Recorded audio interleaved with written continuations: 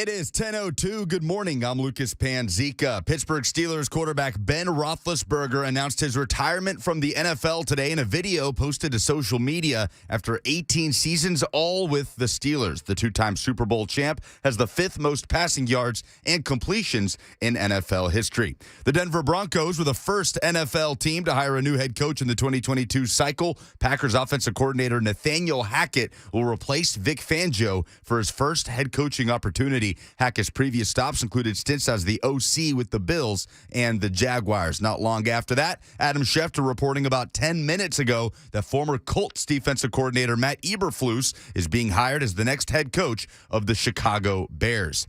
18th-ranked Tennessee picked up its third consecutive win on Wednesday over Florida at home, coming back from down 13 in the first half and outscoring the Gators 44-29 in the second half to win 78-71. It's also Tennessee's third straight win over Florida. Rick Barnes improves to 8-2 against the Gators during his time in Knoxville. Santiago Vescovi with a 5 of 9 performance from beyond the arc and 23 points. Freshman Kennedy Chandler added 17 plus 5 assists. The Vols move on to 14-5 with the trip to Austin, Texas coming up on Saturday to face the Longhorns in the SEC Big 12 Challenge. Vanderbilt lost its third straight game on Wednesday, outscored by 13 in the second half to fall at South Carolina 70-61. Scottie Pippen Jr. with 24 points. The Commodores are 10-9. For all your foundation repair and waterproofing needs, visit USSTN.com. Breaking news at once on your home for the Titans and Vols. This is 104.5 The Zone.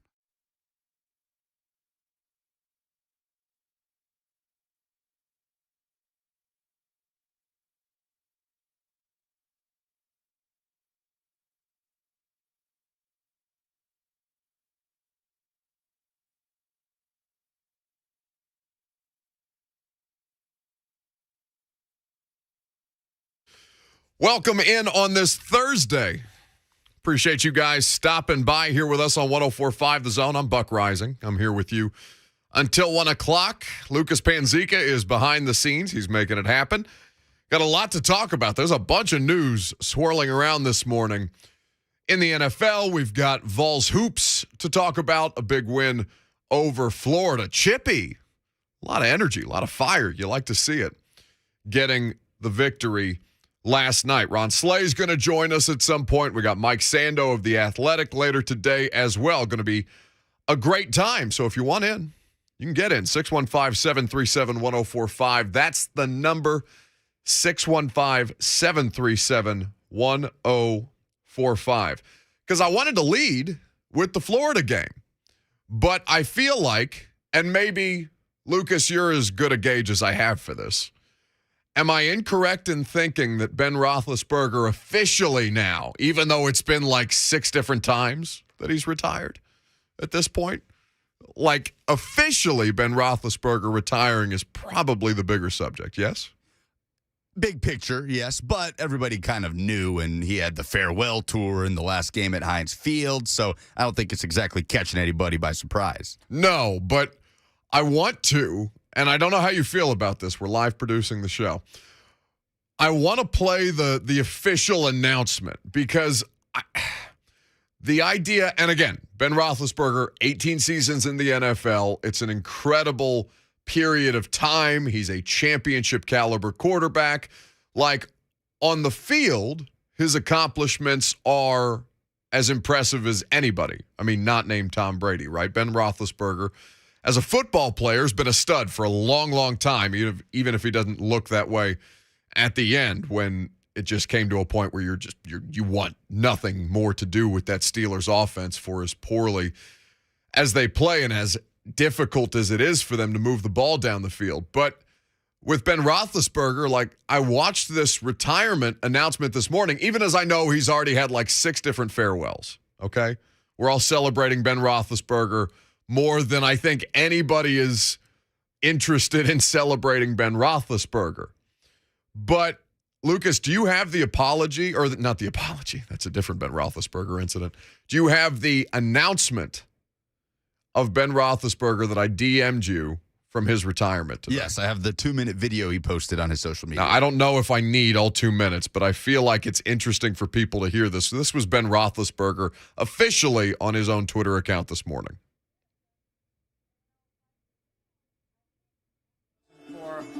NFL Draft. The Pittsburgh Steelers select Ben Roethlisberger, quarterback, University of Miami. I don't know how to put into words what the game of football has meant to me and what a blessing it has been. While I know with confidence I have given my all to the game, I am overwhelmed with gratitude for all it has given me. A boy from Findlay, Ohio with NFL dreams, developed in Oxford at Miami University, blessed with the honor of 18 seasons as a Pittsburgh Steeler and a place to call home.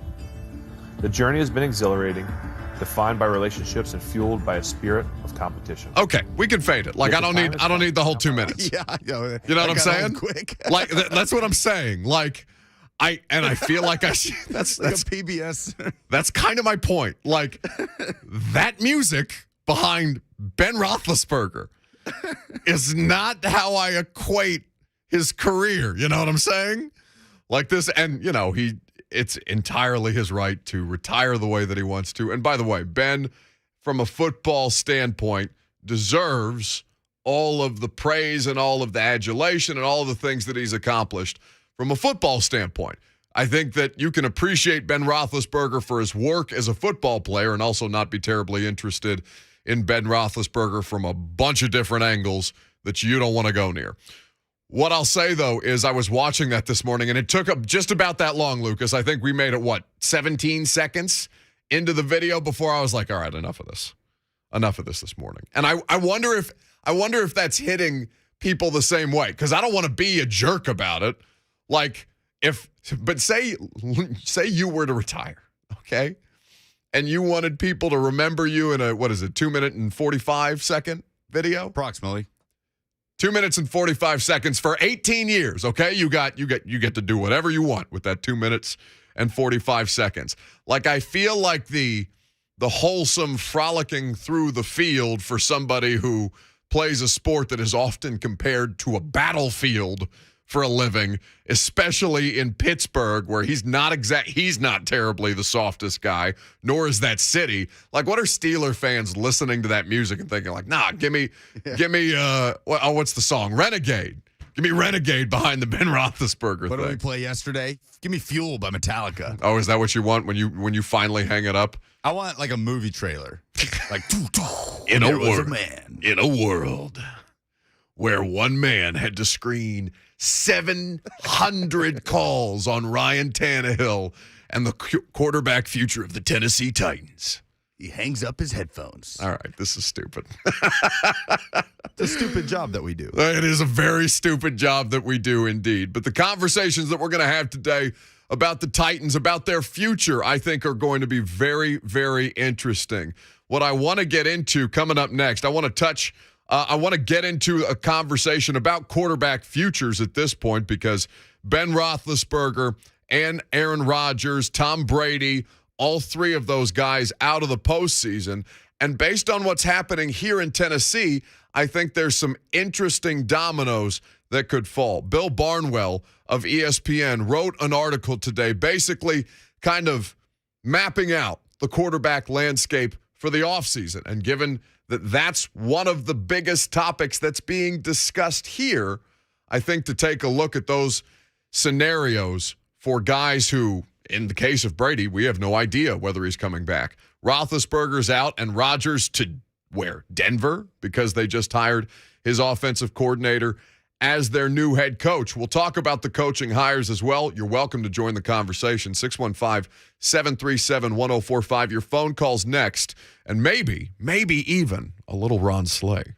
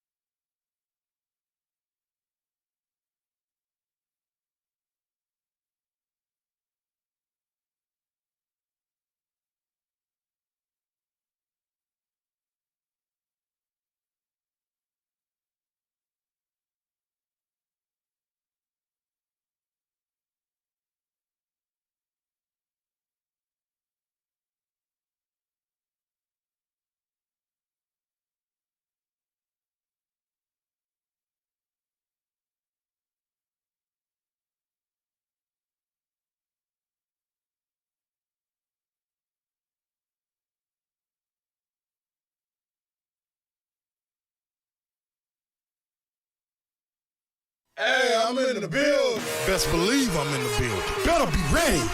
I'm in the building. Car ain't got no rules. Time for the show. What in God's name just happened? What is happening here? Who is on the line? Who is overtaking the show? This is like professional wrestling. This man's got his own intro music. It's Ron Slay of 3HL. What the hell is wrong with you? Both of you and Lucas. What is this music? Hey, Buck, listen, man. When the people call, the man has to have an entrance, man. Uh-huh. If it was top ropes in the studio, I would be climbing up on top of them, smashing the beers, and I'd be shotgunning right now before the show started. Oh, and come down with the people's elbow on the Florida Gators like your basketball team did last night. Right. 78-71 at Thompson Bowling Arena. Vescovi scores 23. They get past Florida. It's a fun game that they put on last night, Slay, and they felt like there was some life to them, right? It felt like they had a little bit of just anger in the way that they played against a Gators team that I know they hate, but I know that you're certainly intimately familiar with. Yeah, no question, man. I after the game, I sent a private message to my good friend Udonis Haslam and let him know that, you know, even though he's handling business down there in Miami, you know, just down there in games where those boys had to come to Rocket Top and they got handled. So we made sure those Gators got back safely. Wait. So nobody was harmed. Slay. So it's all good. Slay, Udonis Haslam is one of he's getting up there in years at this point. It's shocking to me that he's still on an NBA roster, but like people don't mess with Udonis Haslam, Slay. Like the hell? Exactly. But guess what? People don't mess with Slay either, Buck. So, Okay. I mean, it's easy. Okay. I tell you what, though, man. Hey, man, it was really good to see. I think we saw a turning point in this team, and I'm hesitant to say that because the basketball season is so long, man. Not only from game to game, but week to week. You can have two totally different teams show up, man. But I will say, at that Vanderbilt game, the second half of that Vanderbilt game, when you got to see a little bit of edge from guys like Santi and when Euros was put into the lineup, he responded well, man, and he gave them the edge that they were looking for. You then go on and you go to the next game, and they also showed the same edge, you know. So, I mean, it's different when you feel like you're fighting for something and you got people that's rallying. So if there was a rally cry that was needed to get around Fulkerson and need other front court guys to step up and have that edge of we're not going to get punked, I think it was a good response, man. You saw how they played against LSU after the Vanderbilt game. They got punked in Baton Rouge. It ain't no ifs, ands, or buts about it. But they came back and answered the bell against LSU, and that just bled over into Florida. You know, things didn't start exactly how they needed to, you know, turning the ball over as they were in the first half. But, man, it shows some fortitude for those guys to stand there in the middle of the ring and box and not go down and not stay down. You know, they fought back, and I'm pleased with it, honestly. Ron Slay of 3HL is here. Of course, he'll be on later from 3 to 6. Car got no roof when Slay is in the building. All right, so it's been kind of up and down, like you said, since Arizona, right? Big win. You knock off, at that time, the sixth best team in the country. Now, Slay, they've won their last 3 straight in SEC play. They've won 4 of their last 5 outside of getting run by Kentucky. What stands out about that Kentucky game? Because I turned that on, and I was shocked to see the fact that they were scoring. And for some, inexplicably, Rick Barnes' team forgot how to play defense. I didn't get that. Man, listen, Buck, I've been on the other side of that often in my career. And anybody that plays sports, at times you go through that, and it's nothing you can do. When a team is rolling like that, man, you look at the clock and wonder, man, will this ever tick off? Will the time ever tick off the clock? And I think that's what it was with Kentucky, man. You know, they were honoring Joe B. Hall, rest in peace, Kentucky legend, and things kind of fell into place, man. Guys were hitting threes. And that was the thing. It wasn't just the 2-pointers and the transition buckets, but it was the 3-pointers from guys like Wheeler and guys like Big Oscar, doing a one-dribble pull-up from 17 feet. Like, you don't see that. That man is a monster in the paint, but outside of the free throw line, you don't see him taking jumpers. So when things like that are falling, man, you take it on the chin, man, and you roll out. But I think they were able to learn from that game, as far as the details of what I saw was them trotting back on defense. After a made basket, they trotting back, pointing at the guys they're guarding, instead of sprinting back, turning around, seeing where the ball is, and someone stopping the ball. I think that was a problem. And then, once you get a team like they're rolling with that talent like Kentucky has, it's not hard for a guy like Cha Washington, who's regarded as probably the top 15 pick, to get going and keep it going, when you're playing that comfortable. So hats off to those guys. But you see, the next week, I mean, things changed, man. Yeah. Things changed. Like they struggled against a LSU team earlier, and then they go on and lose a couple of games. Hopefully, Tata Washington get back this weekend for the Big 12 SEC Challenge. But it's going to be interesting to see what happens with that Kentucky team if he has a nagging injury. Like, I know high ankle sprains or low ankle sprains can linger throughout the season, and in basketball, it ain't no just tape it up and go when you depend on your game to be cutting and stopping on the dime and things like that. So it can be a little difficult for guards. So interested to see how they respond. Speaking of the SEC Big 12 Challenge, Tennessee is at unranked Texas. They've been very, very good at home. They're 12-1. It's Rick Barnes' first time back against Texas as the Tennessee head coach. What do you like quickly about that matchup, Slug?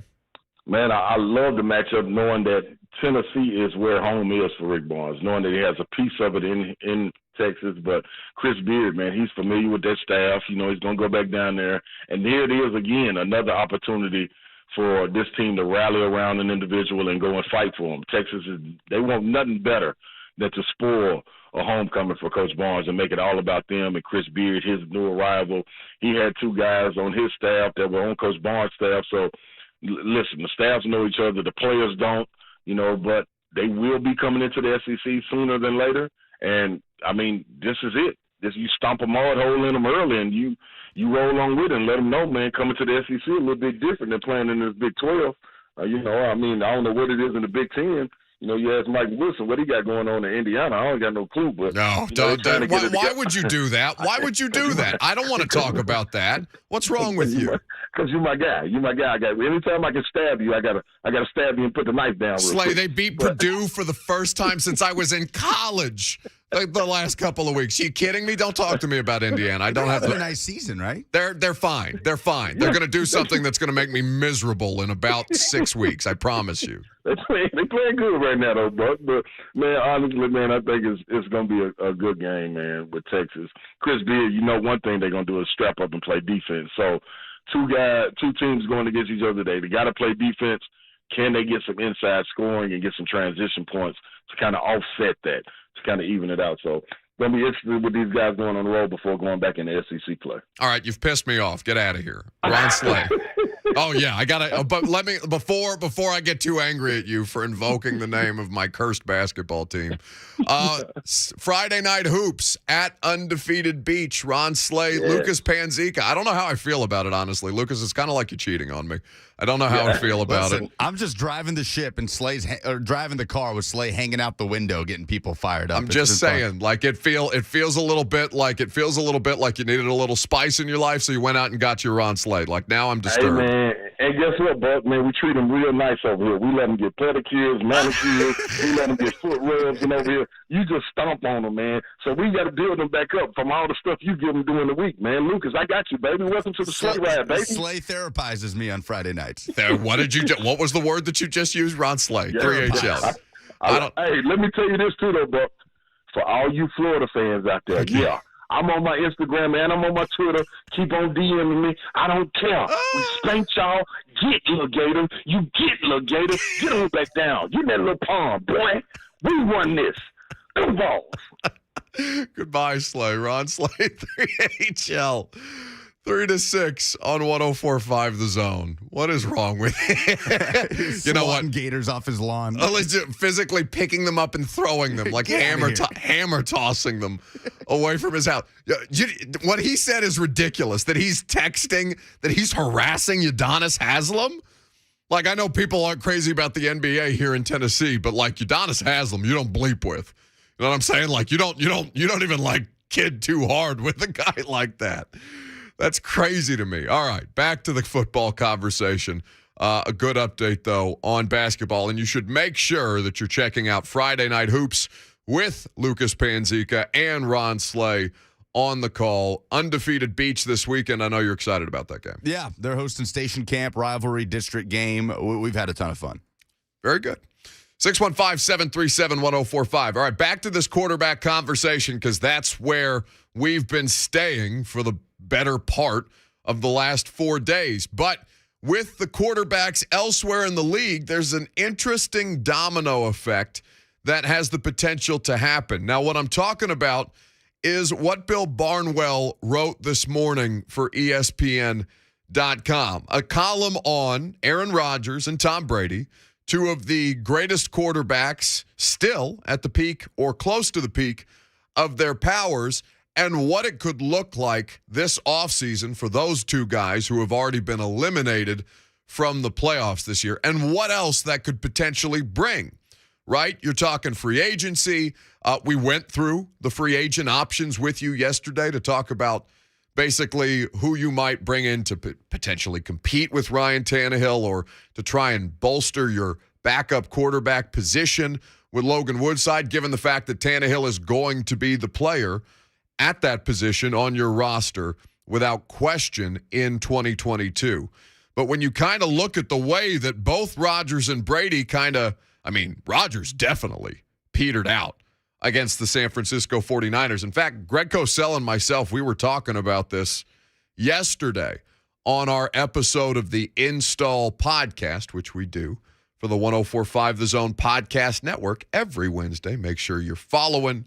Leave us a nice rating. Leave us a review. We'd love it. And it's great football talk every Wednesday in your favorite podcast feed. So Greg and I were talking about these conference championship games that coming up this weekend, and we'll spend more time on that tomorrow.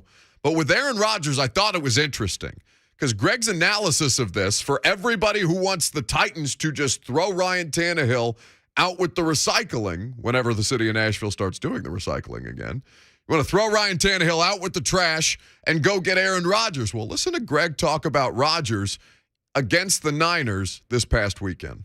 Everybody develops narratives, okay? And that's just the way it works. So people try to put what happens into the narrative that's already formed. Sure. You know, obviously Aaron Rodgers lost this weekend. And now all you're reading about is, well, where's Aaron Rodgers want to play to really have his best chance to win a Super Bowl? He's the next Titans quarterback, Greg, if you ask my Twitter mentions. He's the next Titans quarterback. Why wasn't this year his best chance to win a Super Bowl? They had a playoff game at home against a team that didn't score an offensive touchdown, and Aaron Rodgers was really poor in that game. I watched the tape. He was bad. Okay, So why aren't people saying that? And by the way, I think Aaron Rodgers is the best thrower of the football I've ever seen. So this is no knock on Aaron Rodgers. He had a poor game. You know, sometimes that happens, but he had a poor game. So this wasn't a good chance for him to get to the Super Bowl this year. So now they have to figure out where a really good chance is, you know, because it's a narrative that's already written and people are trying to figure out how Rodgers now fits into their narrative that they've already determined. Makes a lot of sense, doesn't it? Why aren't people talking about the fact that Aaron Rodgers looked like hell against the San Francisco 49ers? At home. Ryan Tannehill just did the same thing, where Aaron Rodgers is not being drugged through the streets the same way that Ryan Tannehill is. Now, you understand that the situations aren't outright parallel, but again, there are certain narratives that people want to harp on when they believe that it further supports their own opinion, their own preconceived notion, especially when it comes to athletes, rather than looking at the performance on tape and saying, okay, is this what it looks like every week? Where are the consistent problems? Or is this the anomaly next to what we know to be the larger sample size to be? We know Aaron Rodgers to be fantastic. We know him to be the MVP, probably the last 2 seasons. We'll see if he ends up with the award. It would be difficult for it not to be Aaron Rodgers this year. But Aaron Rodgers looked terrible against the San Francisco 49ers. And that does not get discussed at all. Instead, the conversation becomes about, where's he going to end up next to make sure that he has the best opportunity to win? They had the same opportunity that the Titans just did. Number 1 overall seed. Stacked defense. Good enough skill position players. Maybe not as good as the Titans, certainly. But why are we not having the same conversation around Aaron Rodgers instead of people screaming at me on the phone lines? And listen, I love you. You can do that if you want to. But if you're going to tell me that Aaron Rodgers needs to be the next Titans quarterback, what were you watching on Saturday night? Because the performance that I saw was not something that made me terribly excited, even though I know on face value Aaron Rodgers greater than Ryan Tannehill. If we're going to do recency bias the same way that we are with the Titans quarterback, why aren't you looking at the other options that you're presenting as potential improvements? I just think it has to be a realistic conversation. 615-737-1045. Jalen is in Memphis, wants to chime in this morning. Good morning, Jalen. You got me? Oh, your phone line is horrendous, Jalen. Try and give us a call back. 615-737-1045. Let's try Andrew in Nashville to see if it's any better. Hello, Andrew. Yes, can you hear me? I sure can. Okay, I want to talk about why everybody down in Tannehill. A quarterback can have a bad game. Last year, Brady threw 4 touchdowns against Green Bay, and they still won when they played Green Bay in the playoffs. Now, if our secondary would have stepped up and stopped the throw over the top, we wouldn't even be in this shape. That's what happened. Burrow, he just threw the ball right down the field, and they got that field goal range, and everybody wanted down Tannehill. Get him man some credit. He got us there, and I think he's pretty good. He just had a bad game. He had a real bad game. A quarterback is human too. Thanks very much for the call, Andrew. And again, I'm not saying, because I don't want people to go to extremes on this, right? I'm not saying that Ryan Tannehill was good enough. Ryan Tannehill was clearly and obviously not good enough for you to win that football game. Do not take this argument as me trying to explain away all the Tannehill problems. There were Tannehill problems in that game. And not trying to compare Ryan Tannehill to Aaron Rodgers individually as quarterback. No, but I am trying to compare the circumstance that we're putting him in, and I don't think I'm wrong in that at all. I don't think I'm wrong in that at all. Now, there's plenty of different ways that the Packers can manipulate the quarterback situation. In fact, Barnwell, one of them, has them trading for Carson Wentz, which I don't think that sounds like a terribly pleasant experience. But, you do you. The Tannehill situation, again, my larger issue, and we're going to spend a lot of time on this today in the noon hour. Mike Sando is going to join us, and we'll play you some more of Cosell. Because what Greg and I basically determined yesterday on the podcast is how the hell are they going to keep up the next couple of seasons, right? When I watch Patrick Mahomes right now, from the start of the season to where he is right now, I see him improving. He's only, 5 years into the league at this point? Do you know how 18 was his MVP year, so 17 was his rookie year. Yeah, my math on that's season, right. yeah. My math on that's right. Don't make me do math live again. That was not good radio because I'm stupid. 5 years Mahomes has been in the league. That's it, and he's getting better. Josh Allen is just now starting to hit the peak of his powers, and he's getting better. Joe Burrow, if they don't do something to fix that offensive line, his career is going to crater because nobody can survive that way. But Joe Burrow is going to get better. And my larger conversation around this, when we're talking about Aaron Rodgers and we're talking about Russell Wilson and all the different things that people want to do at quarterback differently, I'm not worried about the quarterback specifically, even though I named you 3 great quarterbacks that are in this conference and are going to make your life a living hell if you're not careful. What I'm saying is you've got what you've got. Make it better. Otherwise, you've got a bit of an existential crisis on your hands from how quickly this thing can pass you by because the young guys are coming for your stuff.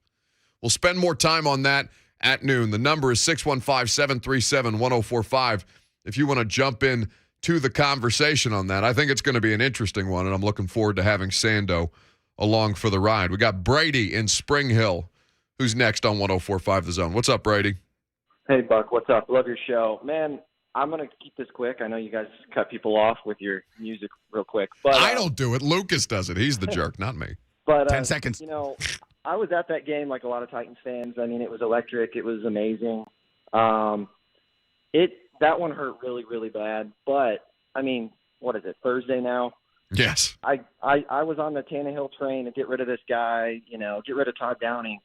I mean, what are we going to do? Go out and mortgage our future and suck for 5 years and try to get Russell Wilson? Like, what if, we got to run it back with Tannehill. I hope we get rid of Downing, but we got to run it back with Tannehill, maybe get him a slot receiver, get him a tight end in the draft. And we got to run it back. I mean, what are our options? We don't really have any options. I mean, we got to be realistic. We got to support our team. And I think we can get back to the playoffs. It's just, can Tannehill not choke every year in the playoffs? That's the question. So I'll hang up and keep listening. Thanks. Thanks for the call, Brady. Oh, he got exactly 60 seconds? On the nose. Oh, were you sitting there? See, now you yelled at me. You yelled at me when I said, how much time are they at? And you said, I don't have time to keep time. Yeah, but no, now you've got the stopwatch? Usually I don't, but Brady brought it up, and then as he started talking, I looked at the clock here in front of me, and he literally hopped off on 60 seconds. Unbelievable. Good for you, Brady. No, you're not allowed to. You having this much power over people is going to be problematic. I can see it growing back there. It's deeply concerning. Your point about Tannehill is well taken, because now twice it's looked that way, right, in back-to-back playoff games. We're going to talk about the quarterback landscape that's shifting in the NFL right now. Also, there's hires being made around the league. Some of them are interesting, and we'll talk about those as well as take your phone calls coming up next.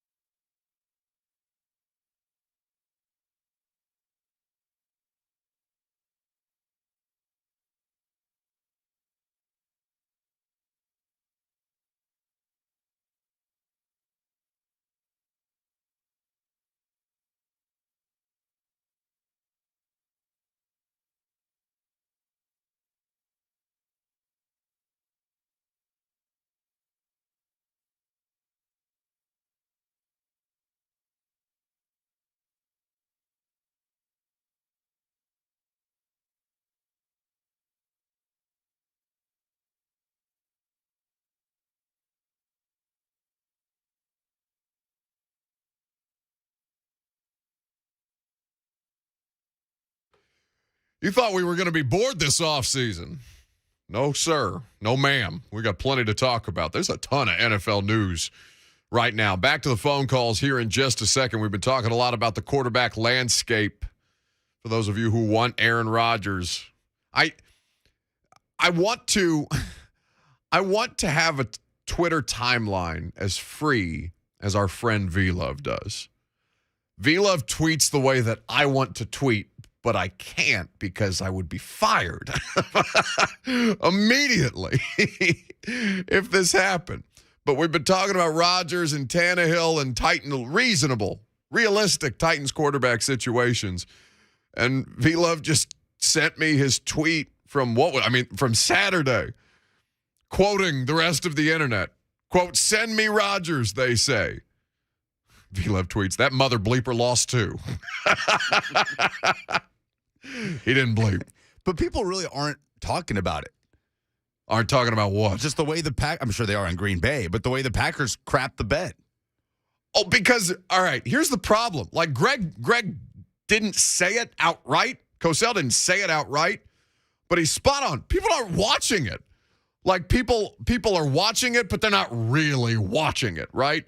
They know what's going on. They know that there's a football game, that they know that Aaron Rodgers is struggling, but they're not going to, after the fact, go back and grind the tape of the team that just lost because they're immediately on to where it's the better topic, right?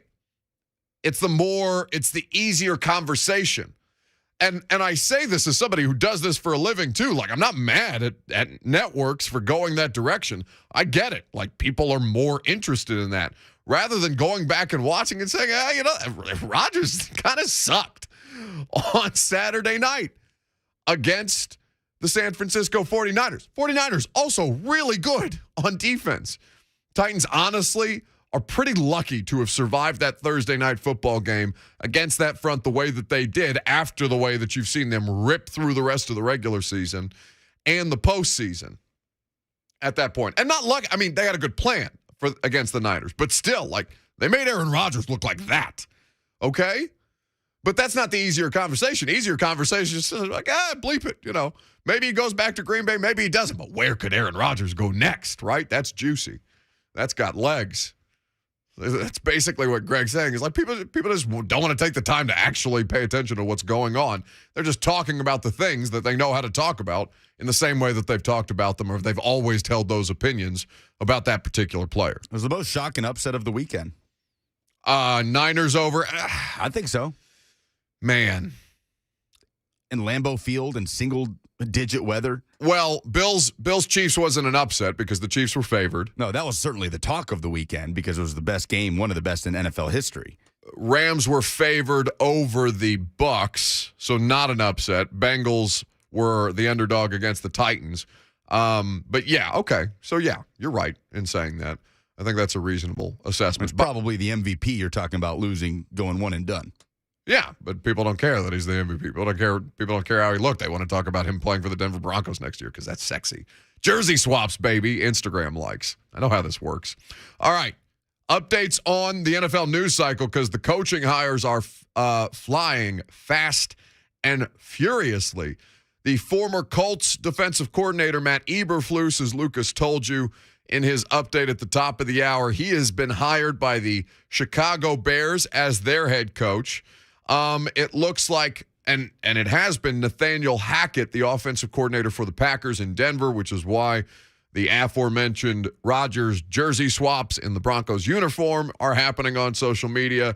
What Schefter says is Byron Leftwich is the leader in the clubhouse in Jacksonville for the Jags. AFC South with 2 openings after the Texans did our guy David Culley dirty, even though he got $22 million for his services over a season in which he won 4 games. Byron Leftwich, the leader in the clubhouse in Jacksonville, but Schefter adds the process remains fluid because of this. Get this. Jags, who reportedly interviewed Bill O'Brien, Byron Leftwich, leader in the clubhouse, but Schefter just added, when the Jags' private plane was in Denver on Monday, it wasn't there to take Nathaniel Hackett to Jacksonville for an interview. It was there to pick up former Broncos head coach Vic Fangio, who has interviewed for the Jags head coaching job per league sources. Fangio is a candidate for the Jaguars. Now, it's better than Uncle Herb, right? But what about the Vic Fangio experience? Other than it took until the very, very end of the postseason for them to outright be eliminated. Then cause you some problems, right? Now, they're good. The roster situation different in Jacksonville than it was in Denver. But, like, Vic Fangio is going to be that's why you're holding off on hiring Byron Leftwich, switching it up, trying something that nobody else has done in terms of an NFL head coach. You're going to hold off on that to interview a retread, and not just a retread. How old is Vic Fangio? Not that age should automatically exclude you from a head coaching job, but this, in the same way that young quarterbacks are coming for everybody's stuff, like, I don't think Cliff Kingsbury is all that great of an NFL head coach. I think Sean McVay is shockingly conservative. They hardly ever go for it on fourth down. Young coaches aren't necessarily are going to take over the league the way that the quarterback position is, but the Vic Fangio experience, I know what that looks like. He's 63. Come on.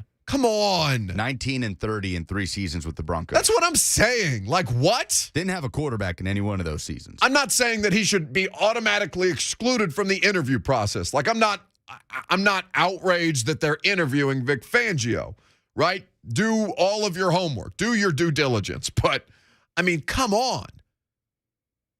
That seems so uninspired to me.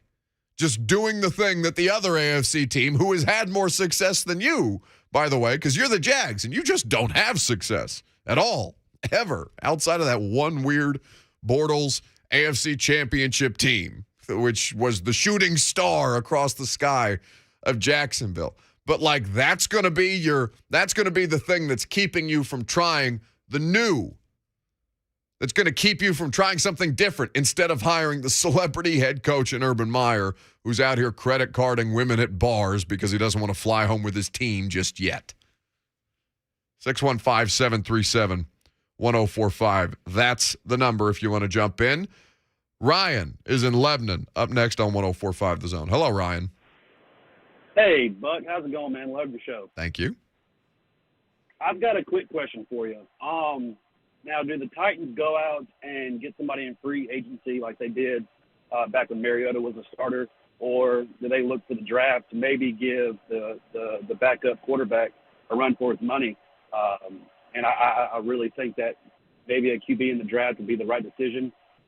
If Tannehill doesn't work out, throw the youngin in there and see what he can do. What's the highest you'd be willing to draft a quarterback, Ryan? Like what round? Just out of curiosity.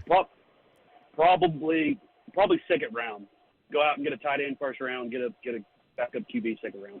I hate to break it to you, buddy. You don't have a second round pick. That's Julio Jones. That's the 32, going to be 33-year-old wide receiver. That's not an option. Again, like, I'm trying to give you realistic situations, right? Because that would make a lot of sense for a team in kind of the spot that the Titans are in. But you don't have a second-round pick. That's so key, right, in that conversation about taking a quarterback in the first round. Well, you don't have another pick till the third. Especially this year, because the quarterbacks are underwhelming at best. That's why, and I don't want people to think I'm getting mad about the conversation. I'm not mad about the conversation. I'm happy to have the conversation.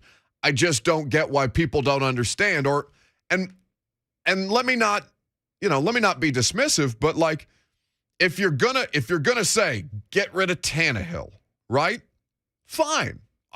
You are more than entitled to do that. I'm not stopping you. What I'm asking you though is, okay, how? How are you gonna do it? Help me understand, because maybe there's something I'm missing. But when I look at this from 9 different angles, the thing that I keep coming back to is Ryan Tannehill's going to be on this roster. And the quarterback draft situation this year, because of the lack of draft capital, by the way, that you've already expended. Now think about how that it's a minor, I don't want to trigger anybody, but a minor hamstring situation right now, okay? It's not going to completely inhibit you to not have the second round pick, but it does drastically limit your options. And options are something that you're looking for right now. And when I give you, hey, draft one this year or wait till next year and try and bring somebody in to maybe push Woodside at best, like I know that doesn't get people going, but like them's the breaks, kids. When we come back, we're going to get into this conversation about Harold Landry, about the Titans' offseason priorities, realistic situations, right? Since we're being realists today. You know what the quarterback situation is. Let's talk about their biggest decision this coming offseason. Because I got a pretty interesting question to pose you about who would you rather bring back on this roster next year if you could only pick one. Ben Jones, the starting center, who's been great here, or Harold Landry, who's been a revelation at a much, much sexier position. We're going to talk about that coming up next. It's a credit to our buddies at A to Z Sports who came up with that question. Your phone calls as well. That's on the other side. I'm Buck Reising. It's 104.5 The Zone.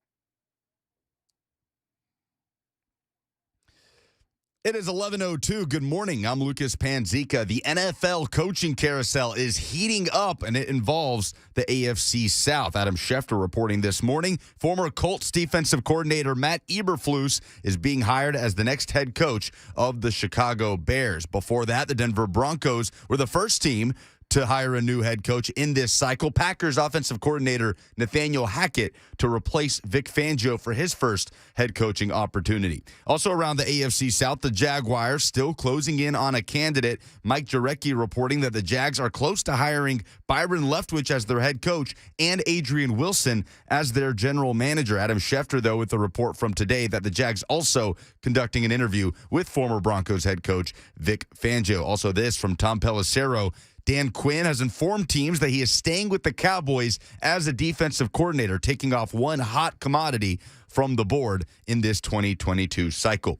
18th-ranked Tennessee was able to pick up its third straight win on Wednesday over Florida at home, coming back from down 13 in the first half to win 78-71. Rick Barnes is now 8-2 against the Gators during his time in Knoxville as Tennessee improves to 14-5. Coming up next for the Vols, it's a trip to Austin, Texas on Saturday as they face the Longhorns in the SEC Big 12 Challenge. Vanderbilt fell to 10-9, losing their third straight Wednesday, outscored by 13 in the second half and losing at South Carolina 70-61. For all your foundation repair and waterproofing needs, visit USSTN.com. Breaking news at once in your home for the Titans and Vols. This is 104.5 The Zone.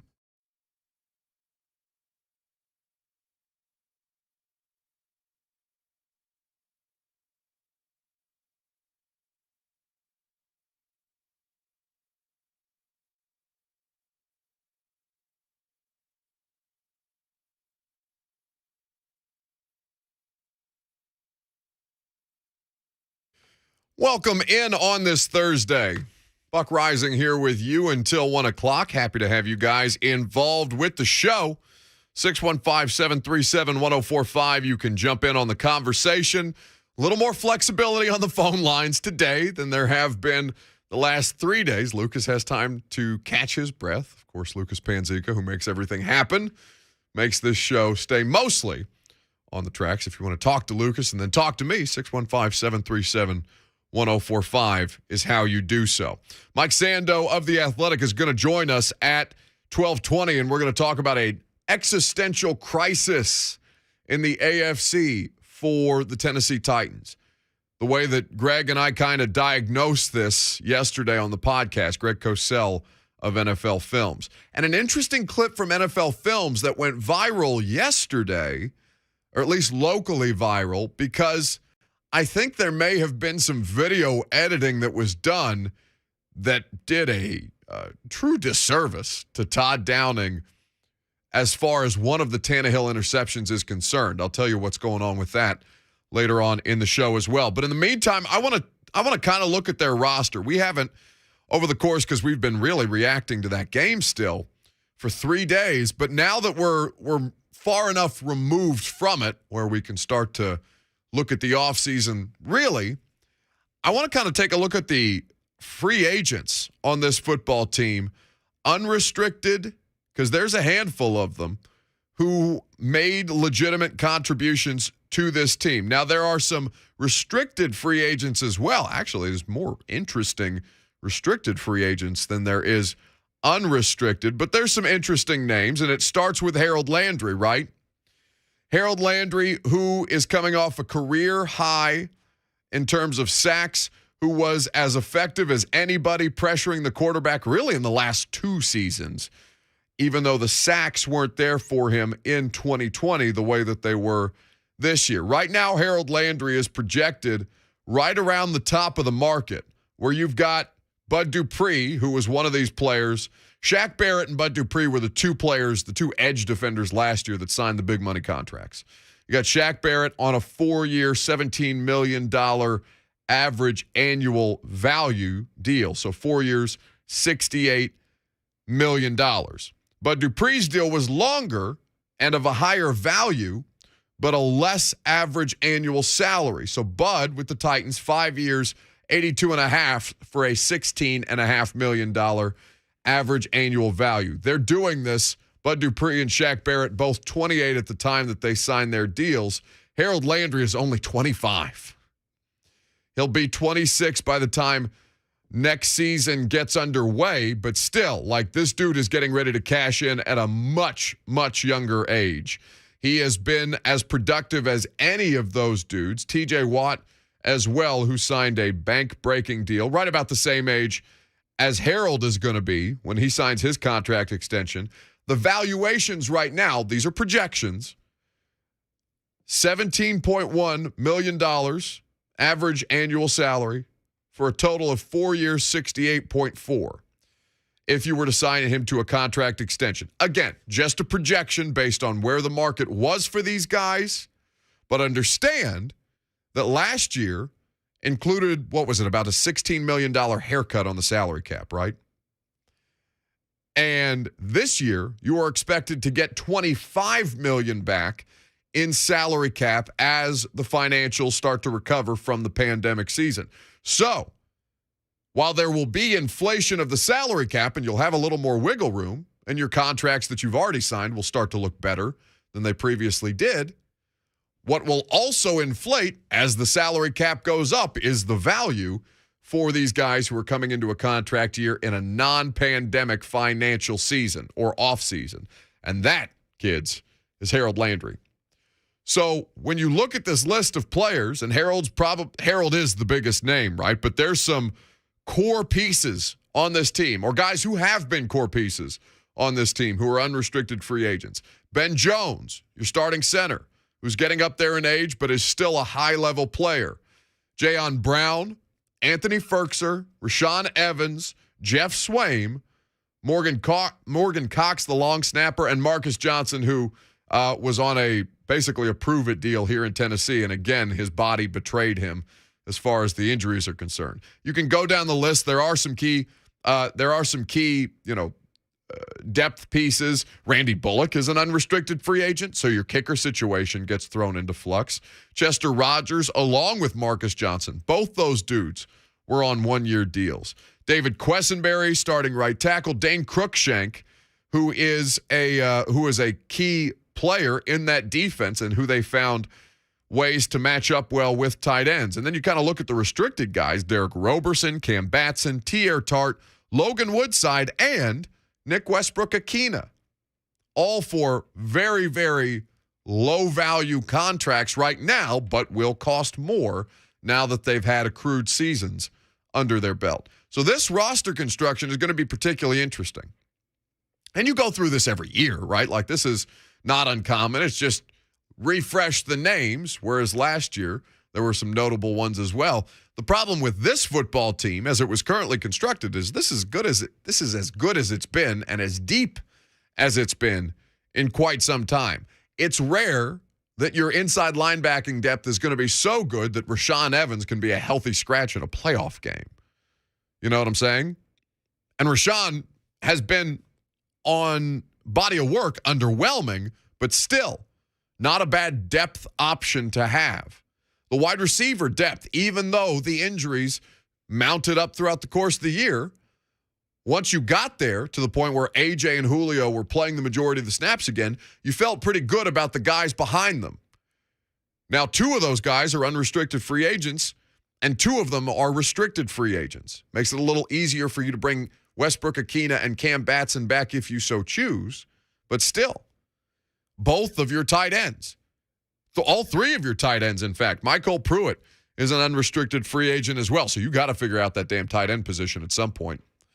And the conversation that I want to have with you guys, I think, is going to be an interesting one, because there's going to be a need to bring probably both of these individuals back. But if I made you choose between Harold Landry and Ben Jones, I think that puts you into a pretty interesting conflict about what you feel this football team needs the most moving forward into 2022 for the price point, because both of those players are going to cost you more than the average salary would be. 615-737-1045, that's the number. Couple of phone lines open, a bunch of people that we'll get to coming up next on this subject. Would you rather have Ben Jones or Harold Landry in 2022?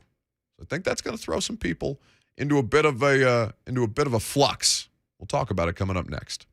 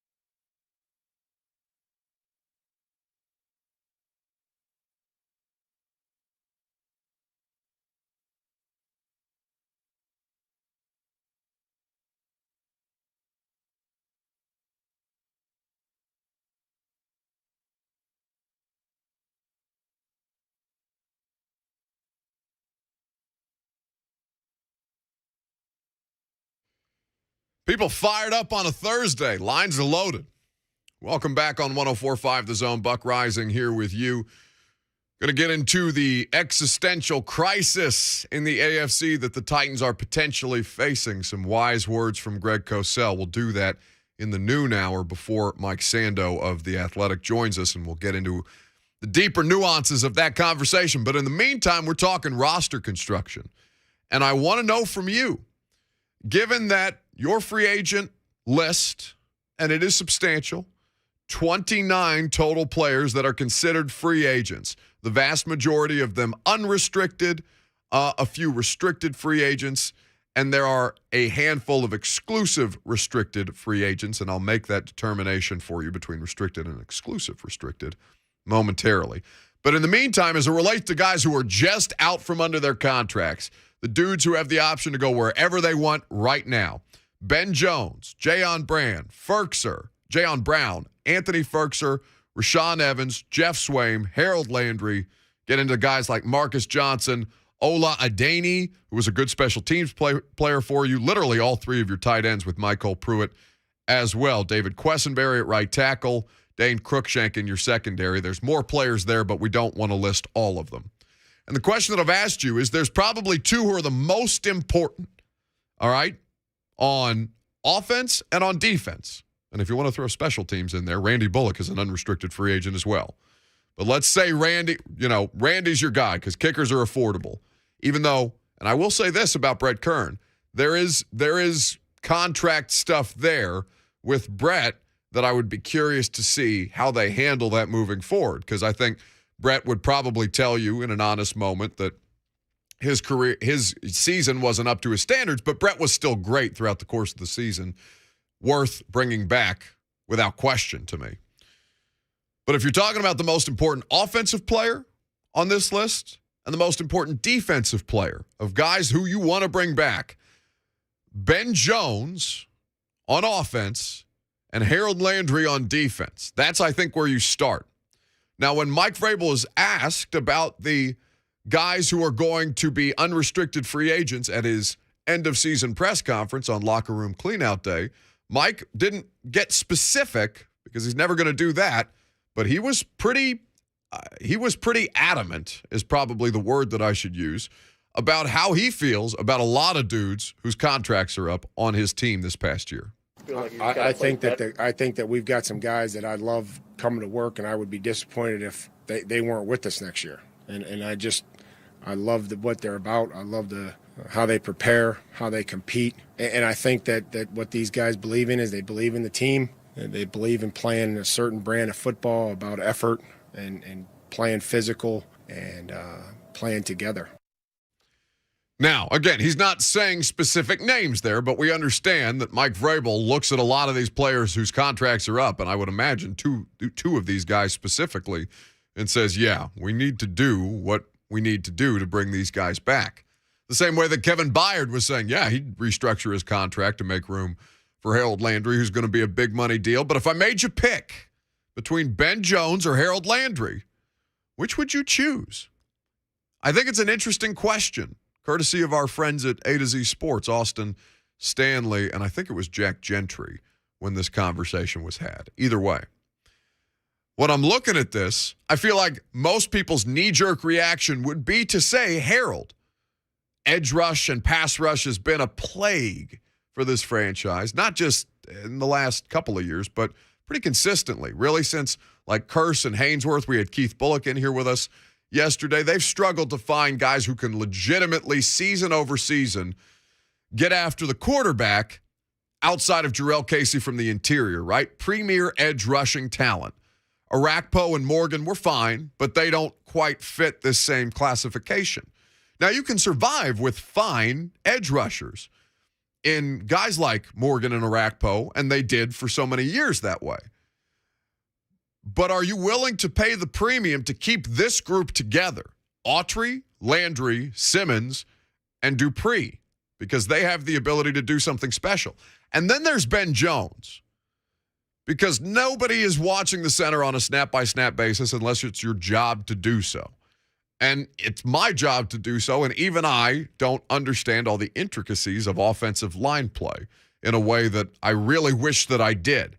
But if you ask coaches, and if you ask these coaches about how they feel about Ben Jones, I mean, you could very easily make the argument that Ben Jones is the second most important football player on this team.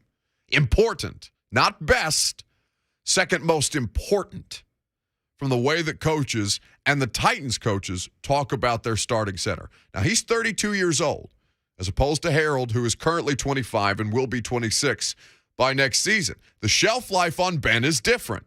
You understand that. But to look at these two guys next to each other and say, what do you value more, and where your football team is right now, I think you have to make a determination on Harold. Is that a luxury that you really, really need to shell out for? Because I think that might change some people's perspectives. 615-737-1045. You can jump in on the conversation. Steve in Mount Juliet has been waiting patiently. Hello, Steve.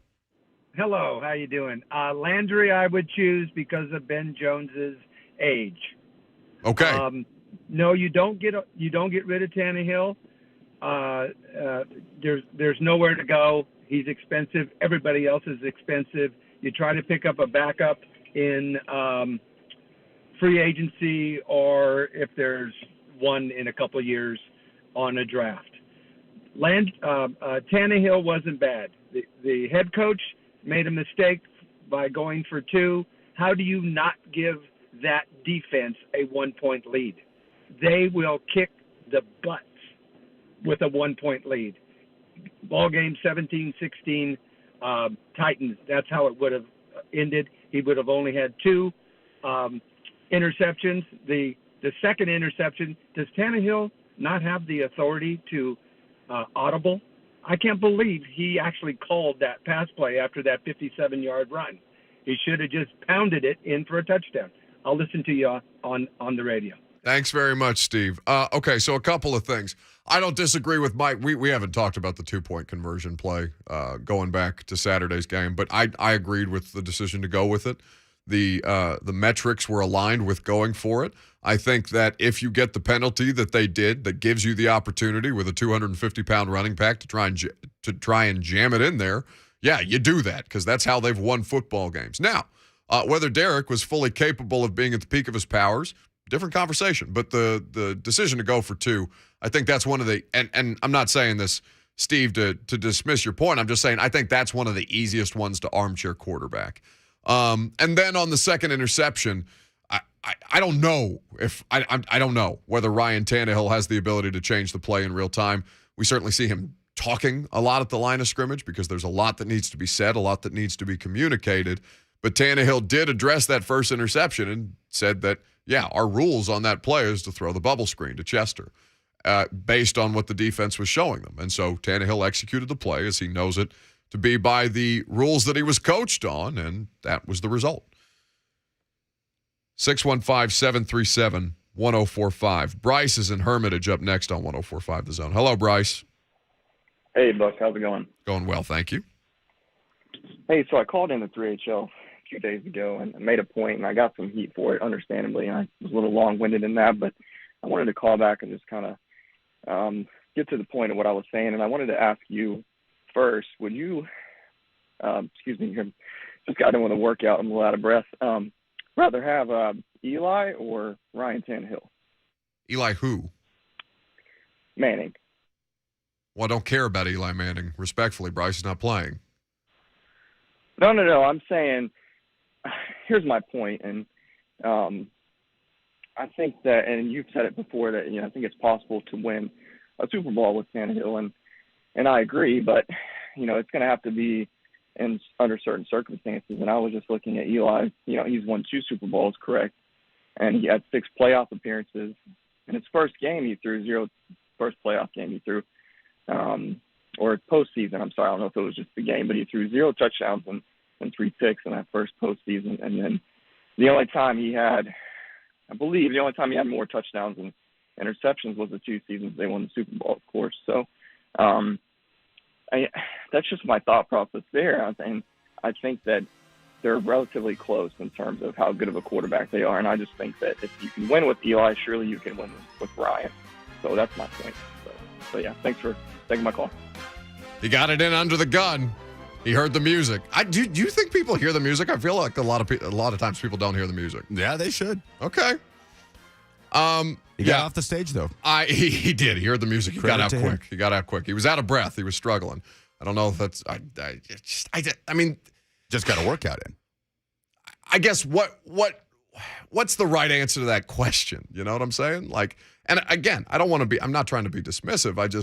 I don't know what basis that has in what we're talking about. Like, and maybe that's like a summer topic, right? Would you rather have the career of Eli Manning or the career of Ryan Tannehill? And of course, you would say the career of Eli Manning over and over again because Eli Manning's won 2 Super Bowls. But like, it's completely irrelevant to football at this point. All right, let's see if we can redeem ourselves with Alex in Nashville. Alex, I believe in you. I hope that you won't tell me, though, that Drew Brees is going to be the next offensive coordinator of the Titans or that Eli Manning will be the next quarterback. No, I'm not going to say that. How are you doing, Buck? I'm well, thank you. I wanted to know, what does it mean when reporters and analysts say Ryan Tannehill is not comfortable in the offense? Like, I'd like for you to explain that, since they're practicing, Monday through Friday. What does that actually mean when they say he's not comfortable? He doesn't look comfortable. All right, who said that, Alex? Can you be specific? Because I haven't heard that analysis. Gotcha. To be honest, I can't remember. I listened to your show and Blaine and Mickey, and it was on Blaine and Mickey's show. They were saying, he doesn't look comfortable in the offense, and I just wanted to know what that means so I can get a better understanding. I appreciate the call, Alex. I don't have any context for the conversation. Lucas, you're on Blaine and Mickey after this. Was that Blaine's analysis that he doesn't look comfortable? I would think so. I don't want to speak for Blaine. Blaine certainly has had his criticisms of Todd Downing's play calling. We played a piece of it from Titans Talkback on Monday when we were talking about the Bengals game. But I think I have heard that. I think that kind of falls in line with Downing not putting Tannehill in the best position to succeed. Yeah, well, from that standpoint, though, like Ryan Tannehill, the execution. How did we get back into Tannehill? How did this happen? Wait, did I say Ben Jones and Harold Landry? What happened here? In my defense, I put Tannehill's name on the screener next to Alex's name. Oh, in your defense, so you're saying that I'm not reading the calls properly? You said it. Your words. All right, it's a fair allegation. Michael in Charlotte is in North Carolina. That says Landy Jones. It doesn't say Landry Jones. It says Landy Jones. That's Lucas's fault. Hello, Michael. Hey, how's it going? All right, I'll talk about Ben Jones and Harold Landry. Great. I won't bring up Tannehill. Okay. So, for me, I like Ben Jones, his longevity, his body of work, what he's done over a big period of time, and I think you need that continuity on your offensive line. Harold Landry, they drafted Rashad Weaver for a reason. So I think it comes down to them. What do they think they have in Rashad Weaver? And then for Landry, I hate to say this, but did he have this big year knowing it was a contract year and knowing it was going to be a payday for him? That would be my big concern. But, yeah, I'm rolling with Ben Jones if I've got to choose between the two. See, I appreciate the call, Michael. Look at you. You're so quick with the hook back there when you fade them down, man. Yeah. You got to give them some room to breathe. He was just going to say I'll hang up and listen. That's okay, but you're like people are thinking that you just dropped him through the trap door that we use on Tuesdays. He's just falling into this. He's sinking into the sports talk radio callers. By the way, people are losing their minds on social media about our callers today. Shout out to Offseason Questions. Ben Jones is – here's what Harold Landry and Rashad Weaver aren't the same player, right? That's why my problem with that, that's the only problem that I would have with the analysis. Because I'll be honest with you, from my standpoint, I would lean Ben Jones because here's why. I look at what they are on offense. I understand how they're built. And also, as we'll talk about later in the show, I think that they need to consider evaluating, as they will. I'm not telling them anything they don't know. But I think that there needs to be a legitimate organizational reset as to how they play their games. Okay? And I'll explain more about that at noon. But when I look at Ben Jones and how they're currently constructed, one, he helps that entire offensive line. Two, he does not miss games. Taylor Lewan and Roger Saffold, the biggest indictments of them this season was that they missed games. Fine when they're out there, availability. And again, it's going to depend on player to player and from injury to injury. They're not parallel circumstances. But Ben Jones doesn't miss football games. Ben Jones has done nothing but make that offensive line better since they improved the talent on either side of him from Josh Klein and Quentin Spain, who is out here trash-talking Jeffrey Simmons after giving up 9 sacks in a playoff game that his quarterback still managed to win. Like, they have definitely upgraded the position, even if Nate Davis was a bit underwhelming this year. And then there's the quarterback. If this is going to be your quarterback, you need to do as many things as humanly possible to keep him comfortable. Because to go back to the caller's question earlier about Ryan Tannehill, you know how to make a quarterback miserable? You give him a new center that he's not fully comfortable working with, especially a young guy, because offensive line, especially from that position, it can be so complicated. And I will tell you, again, when you talk to coaches about this stuff, there are very few of them that won't tell you that the center is not the second most important position on a football team. Was it in Seattle that Ben Jones checks out and it takes one play for a shotgun snap to rocket over Tannehill's head? No, that was New York. Okay. That was a game they lost, and that was a turnover. No, did they recover that fumble? I think Tannehill fell on it, but, you lose 10 yards. It was one play without Ben Jones. And they settled for a field goal. And we've seen that happen before, right? Ben doesn't miss games in that way, and when things do, you see what can happen. You want to help that quarterback go nuclear mode more often, you take your center away from him. I really think, and again, it's not end all be all. Like, I don't know that they have to make this decision between Harold and Ben. I think if they don't have a reasonable option behind Ben Jones, and I don't know where Corey Levin is at this point in his career. He's bounced around a lot, and he wasn't good enough to beat anybody out the first time he was here in Nashville. But Corey Levin is an interesting look at that, because what we've seen from Brewer is that he's better at guard, and they've tried different players behind that. Jamil Douglas was not good enough. Aaron Stinney didn't last here, even though he ended up on the Super Bowl champion Tampa Bay Buccaneers. The center position is complex. I'm not saying that pass rushers, you want as many pass rushers as humanly possible.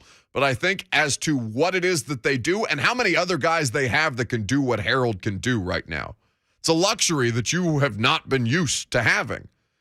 There's only one player who can do Ben Jones's job at the level that Ben does it, where you don't have to worry about the center. Now, you said, Lucas, Corey Levin is on the roster? He is on the Titans roster, yeah. I don't see him in this list of unrestricted free agents. Is he on a multi-year deal? They claimed him off waivers in September of this past season. What's his contract situation? That I would have to check closer. All right, look that up for me if you would, and I'll go back to the phone. 615-737-1045. There is Alex in Dixon who's up next. What's up, Alex? Hey, guys. Hope you guys are doing well. Honestly, I think the best course of action right now would be to trade our first-round pick, because if I'm right, we have 2 fourth-round picks this year. So I would trade the first-round pick for a second and a fourth, and try to go and I think a weak quarterback class this year in the draft is actually to our benefit, where we could get a guy in the second and then bolster our offensive line.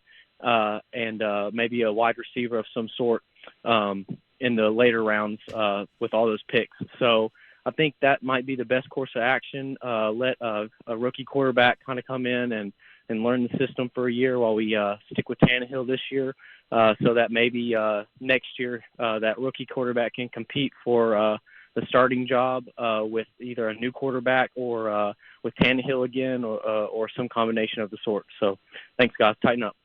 Thanks for the call, Alex. Unrelated. What's the contract situation for Corey Levin? Because that was another Tannehill call. He'll be an unrestricted free agent in 2023.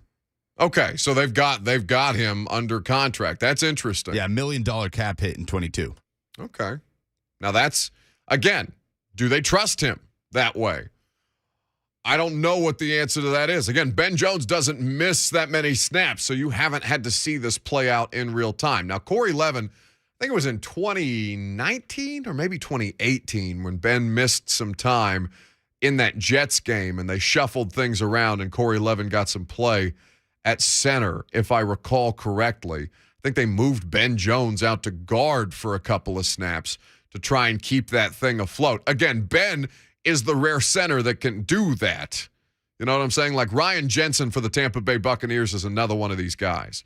They don't come around that often, and they're much, much more difficult to basically coach up to the point. You have to move on eventually. At some point, this is going to happen. But if the issue right now is quarterback comfort level and quarterback stability, the worst possible thing to do is to take the starting center away from the quarterback who you've got concerns about. Evan is in Nashville up next on The Zone. What's up, Evan? Happy Thursday, Buck. Hope you're doing well, man.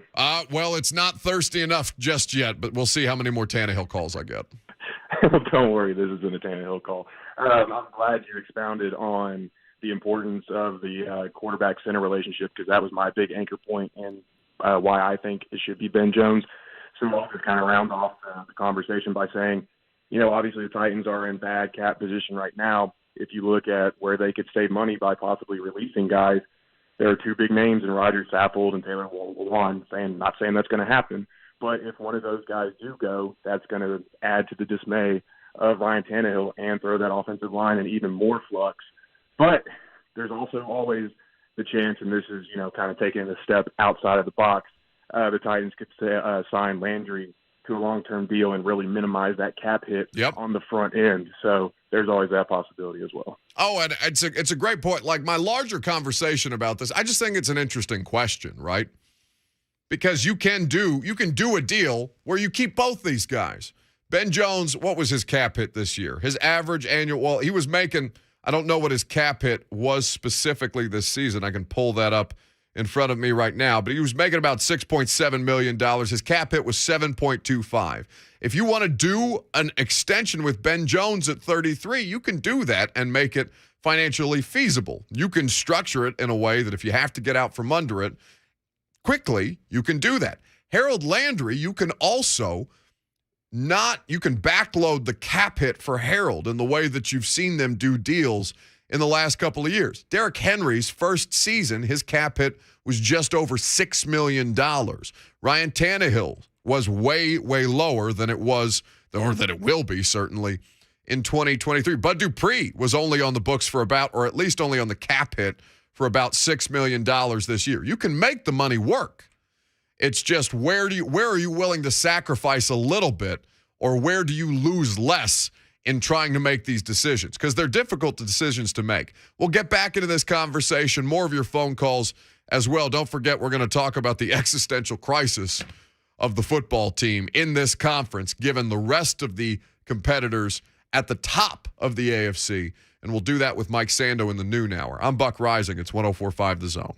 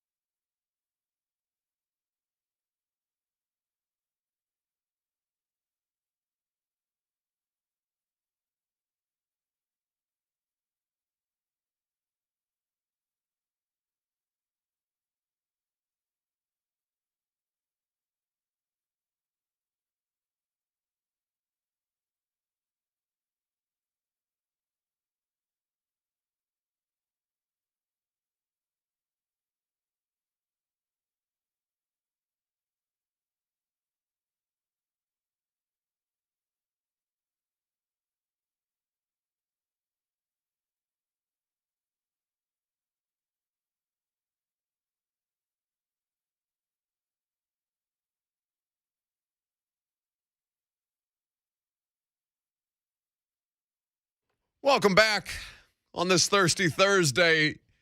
You know, I still can't get over that Eli Manning thing. I don't know why that has me so shook up. I guess it's the idea. If you missed it earlier, we had a caller call in and say, "Would you rather have Eli Manning or Ryan Tannehill?" And it completely threw me out of a loop. I think he just worded it poorly. I think that his point was if you could win Super Bowls with Eli Manning, then you can win Super Bowls with Ryan Tannehill. I think that was kind of the point he was trying to drive. Okay, so fair, completely fair. Back to the phone calls, by the way, because why not? You know, there's certain to be something there. 615-737-1045. I guess my issue with that is he tried to articulate that earlier, is what he said. He tried to call into 3HL and pose them the exact same question. He said he got some heat for it. Now, those people on 3HL, Dawn will give you hell, but Dawn's been absent for a couple of days now. She was back yesterday. She was back yesterday? Yes. Great. Love to see that. Love to hear it. Brent and Slay are not people who are necessarily going to give you heat for things. Now, Slay will bring great energy. And Brent is exceedingly, Brent's one of the nicest people that I know. Like, I don't know, Mickey Ryan and Brent Doherty often compete for that spot.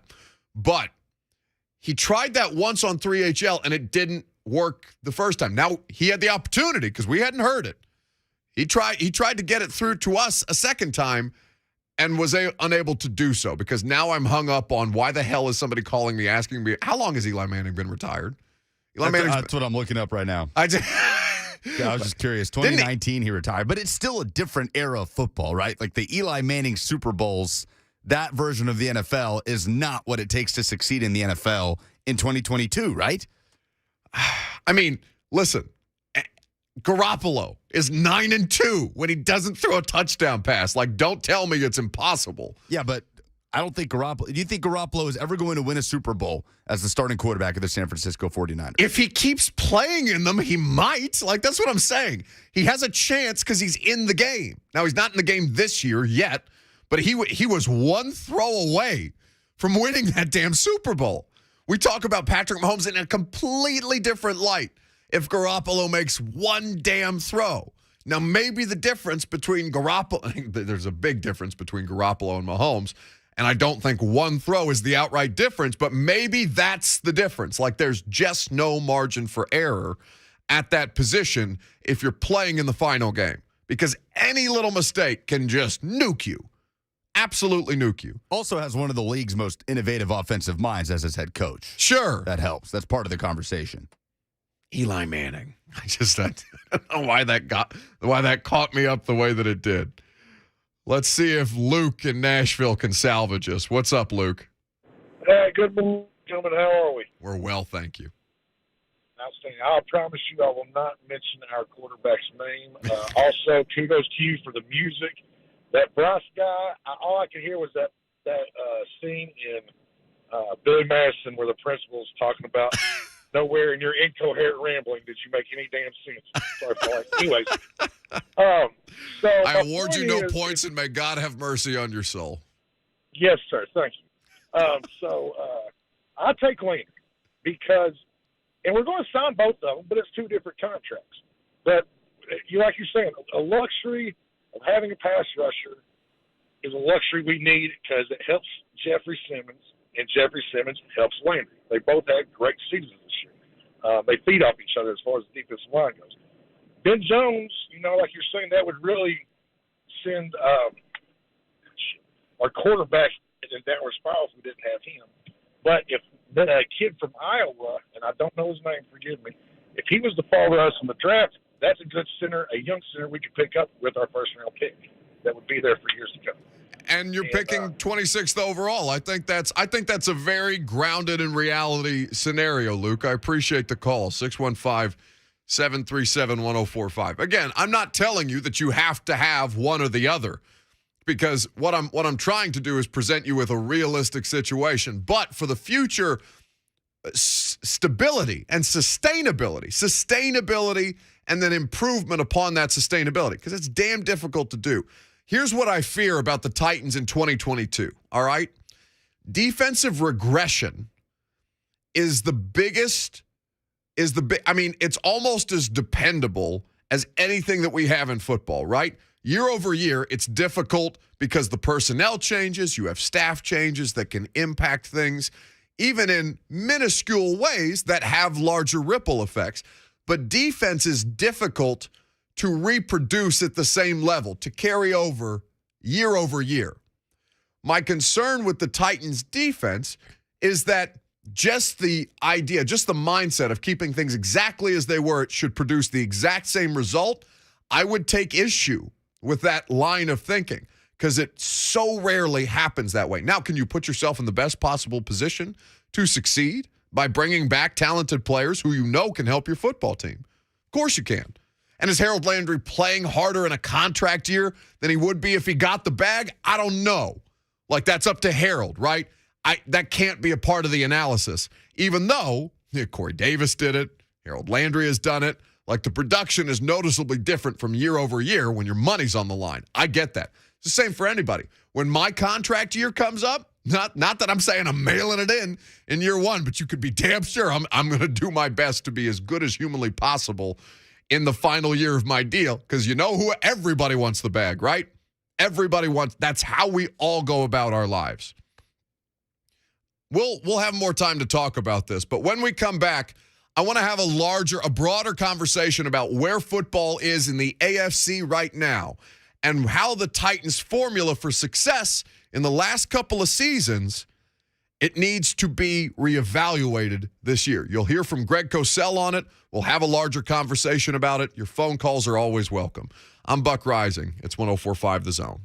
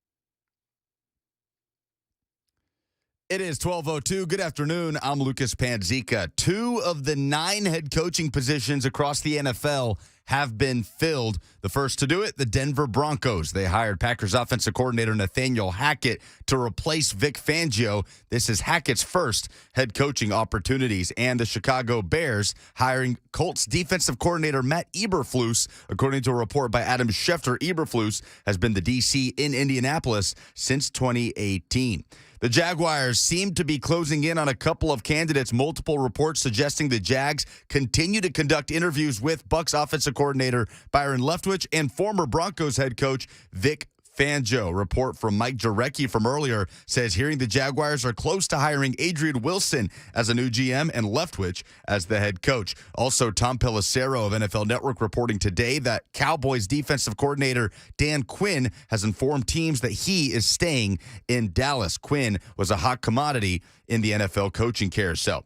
Pittsburgh Steelers quarterback Ben Roethlisberger announced his retirement from the NFL officially today in a video posted to social media after 18 seasons, all of them with the Steelers. Roethlisberger, the 2-time Super Bowl champ, finishes 5th all-time in NFL history in passing yards and 5th in wins as a starting quarterback. For all your foundation repair and waterproofing needs, visit USSTN.com. Breaking news at once on your home for the Titans and Vols. This is 104.5 The Zone.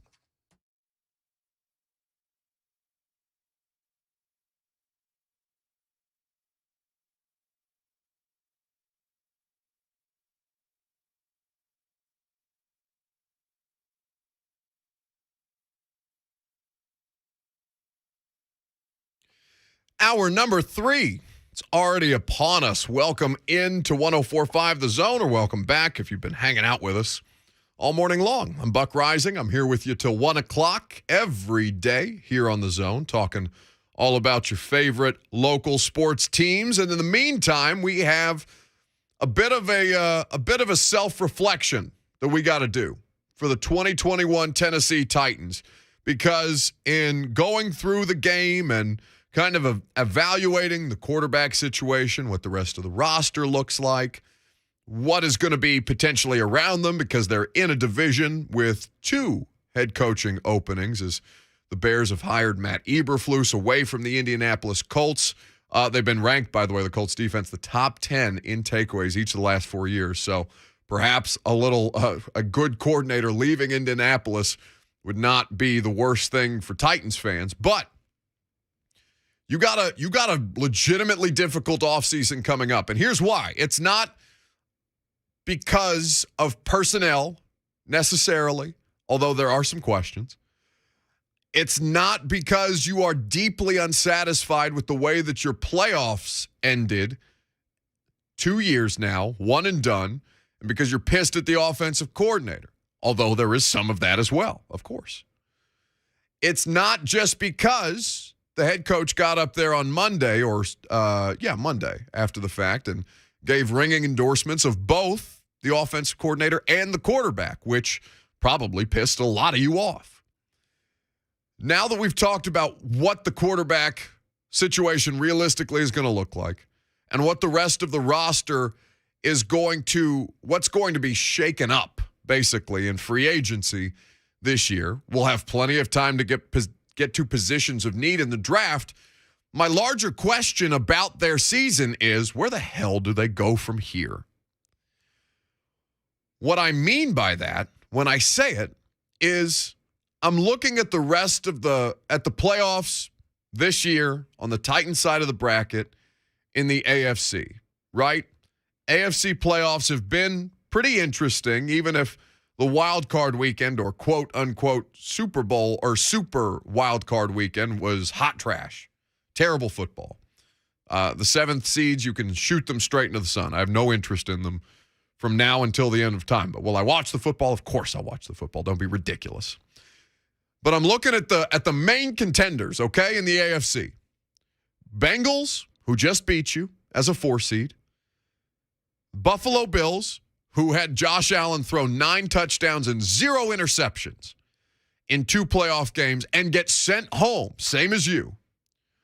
And then Patrick Mahomes, who is 5 years into the league, who has been to Super Bowls twice in 5 years, probably should have been in 3 if there wasn't that weird. Who was that player that was it? D Ford that jumped off sides? Yes, against D. Tom Ford. Brady in the AFC Championship game. They should have been in 3, to be quite honest with you, because Mahomes wasn't a full-time starter until his first year or second year. So, Chiefs, Bills, Bengals, and the Titans. Do you think, now that you've seen a couple of years of this, right? You got 4 years body of work, Mike Vrabel, and the style of offense that they want to play, because it really hadn't changed all that much, despite having the different coordinators in Matt LaFleur, in Arthur Smith, and now on to Todd Downing. Like, fundamentally, we know who they are. Everybody knows what the Titans do. It's the difference between them and everybody else is that when you say bigger, faster, stronger, no, the roster is quite literally built that way. Bigger than you, faster than you, stronger than you, and when it takes on the identity of the head coach, tougher than you. And that's fine. Successful formula thus far, right? But now it's stalled out twice. Now, these conversations are being had internally. I'm not saying that I need to say this to them, to the Titans, to Mike Vrabel, to John Robinson, to anybody in that organization who would, God help them if they listen to this radio show, because they probably hate us. But anyway, when I'm looking at this, I'm saying from your standpoint, who's watching how your football team is going to handle this, how should you be evaluating this? And what my point is you should be evaluating this the same way that they have to evaluate this, which is, have they plateaued? Have they gone as far as they can go doing this specific thing? Because it's been consistent, right? And it consistently works. But when Greg Cosell of NFL Films and we had this conversation yesterday, what we came away with was, honestly, they have a legitimate decision to try and make this offseason as to what style of football team they want to be. Because we've seen what they've done and how far they've gotten doing it. And the answer, like Mike Vrabel said on Monday, right? Somebody asked him, how far away are you from the Super Bowl? And he said, well, pretty far right now. I think it was Teresa. Greg Cosell and I talked about this yesterday. Listen to Greg's assessment of what the Titans are as currently constructed. I mean, do I think it is personally? No. That doesn't make me right, and it doesn't make Mike Vrabel wrong. When he said that's our kind of game, I understand, as you do, as I'm sure most fans do, exactly what he means. Yes. He likes to play that physical, hard-nosed game. He wants his team to be that way, and his team is that way. The only issue is you often don't score enough points and you get stuck in these kinds of games.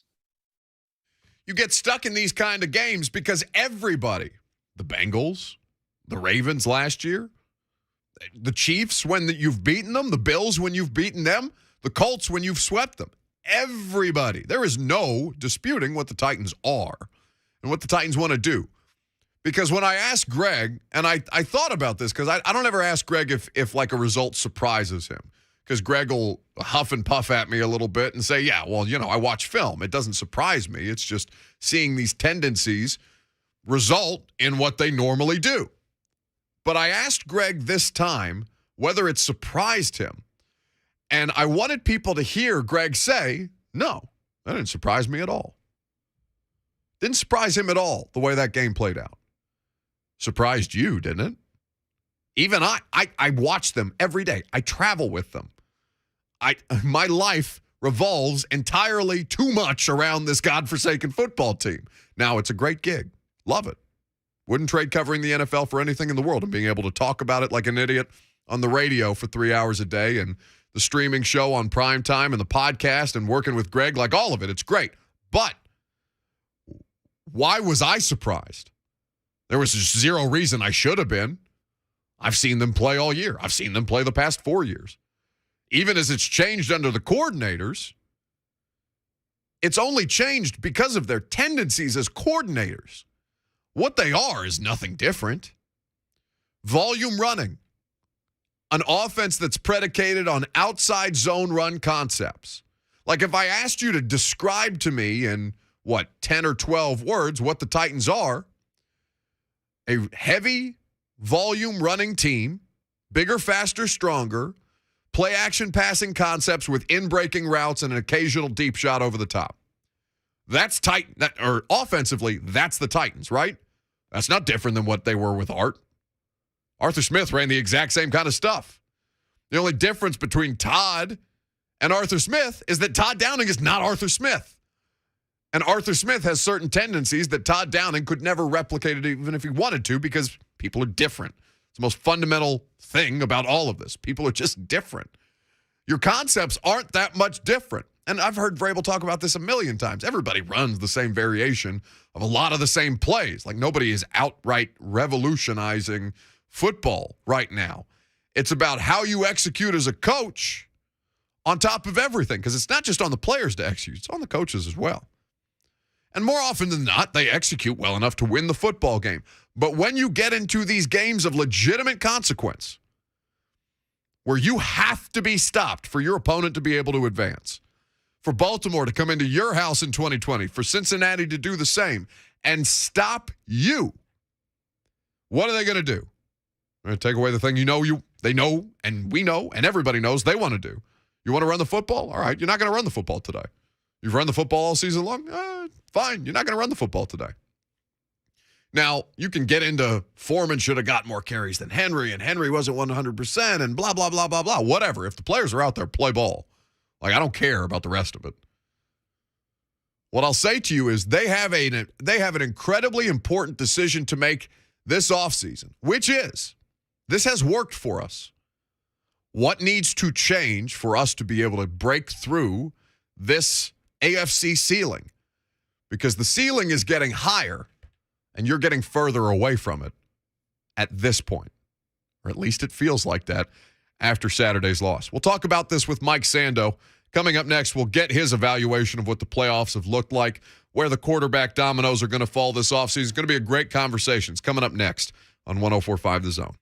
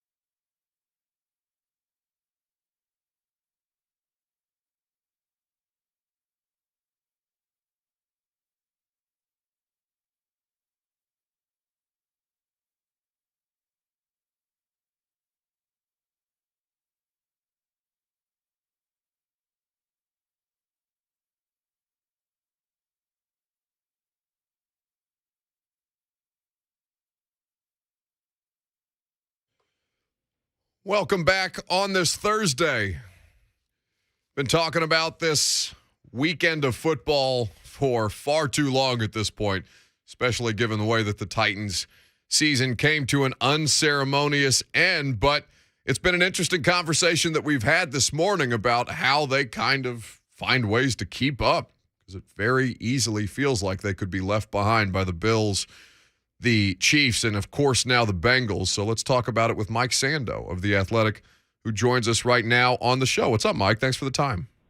Yeah, not too much. Yeah, that's right. Every team that's out now has to fix everything and become the Chiefs, right? How do we do that?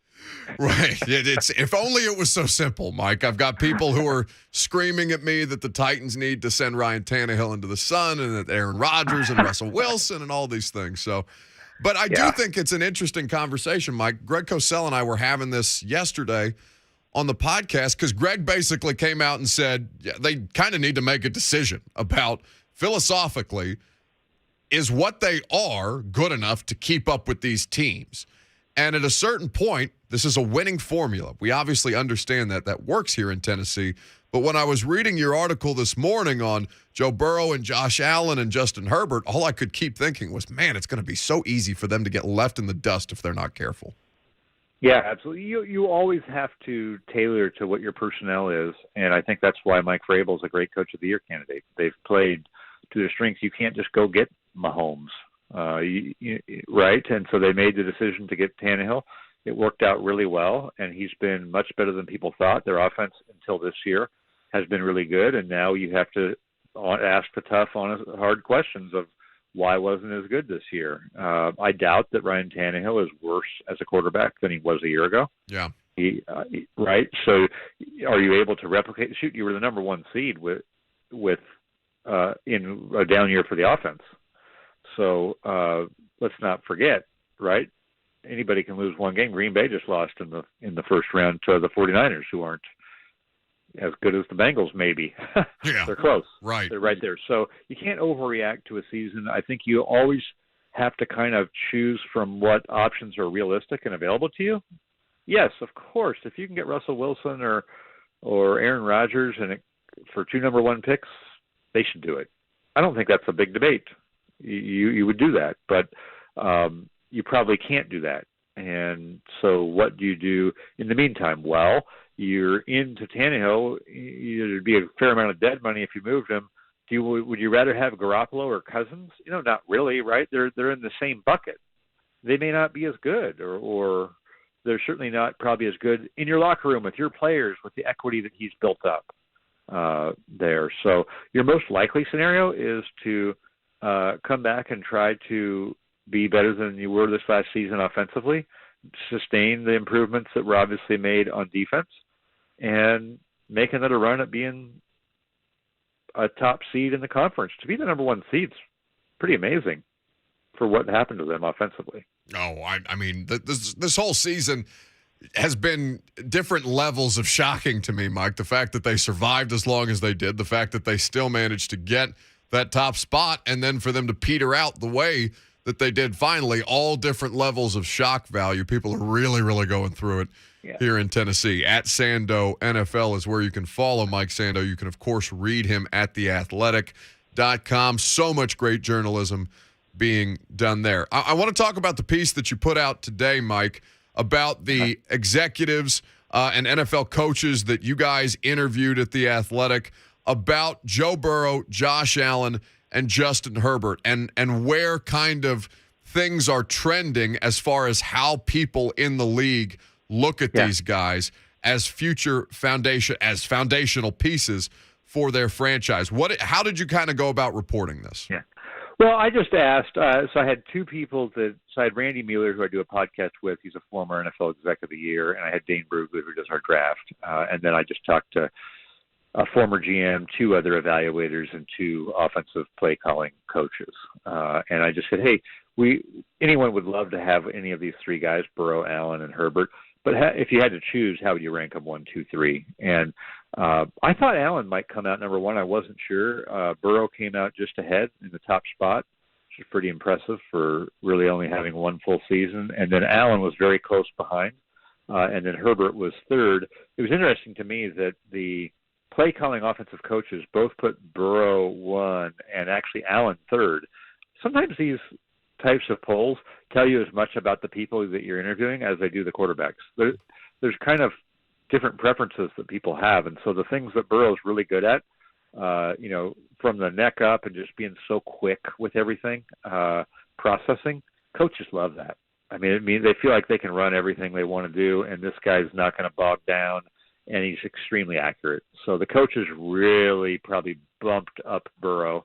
And then personnel guys will be a little bit more traits-based, and so 3 of them put Allen number 1. Randy Mueller compared him to John Elway. Randy was in the AFC West for 25 years probably when Elway was playing for a lot of those. So that's a pretty good comparison. But I think the overall takeaway is, hey, these 3 guys are all in the AFC, and as we're having Rivers leave and Roethlisberger leave and Breeze leave and maybe who knows what with Brady, these are 3 pretty good guys to plug in there. Unfortunately for Tennessee, they're all in the AFC. Right.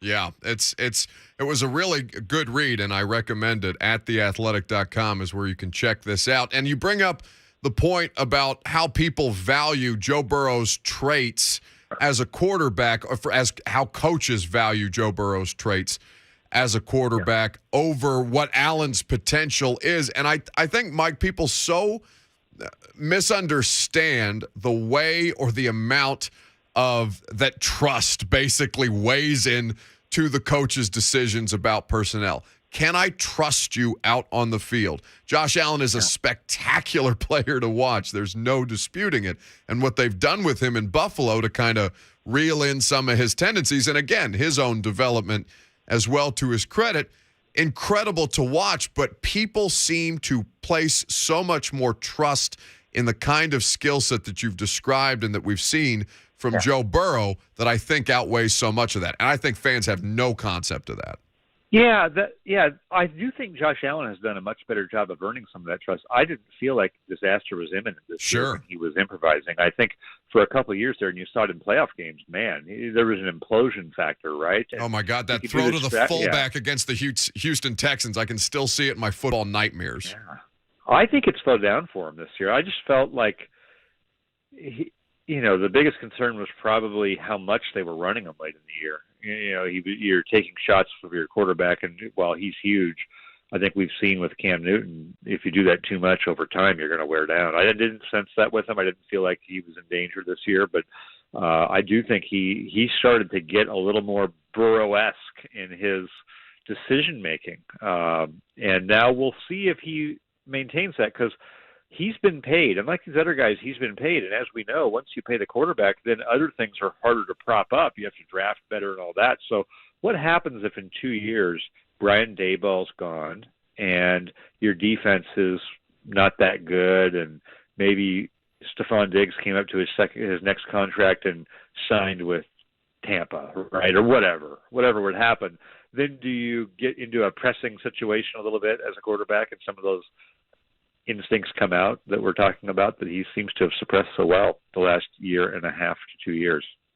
Mike Sando of The Athletic is our guest here on 104.5 The Zone. Your Pick Six column is must-read after football weekends have concluded. Again, at theathletic.com is where you can catch it. Mike, before we get into the Aaron Rodgers part of it, was this indeed the best weekend of playoff football that you had witnessed, with the amount of with all of these games ending in a walk-off in some form or fashion? To me, it was, and it passed. I wrote about this in my column. It passed the mom text message thing. My mother's 81 years old. She doesn't text me about football ever, right? I mean, she knows who Joe Montana is, but she's not breaking down the all-22, right? Yeah. And I got the text after the game with exclamation points about the Buffalo-Kansas City game. So if mom is sending the late-night text about the games, then that means it didn't just capture you and me, it captured everybody. And I felt that in that game. And the NFL just has a great thing going that way. I mean, the product is exciting, even though you could say the Bills blew it from a coaching standpoint, this and that. It's still really compelling and exciting, and I think you see that in the numbers, the people watching it, and the investment you have. What you feel in Tennessee when the team wins or loses is hard to replicate, and I think this was the height of it. When Rodgers and Brady are getting cast to the side by other guys who look even better, that's pretty amazing.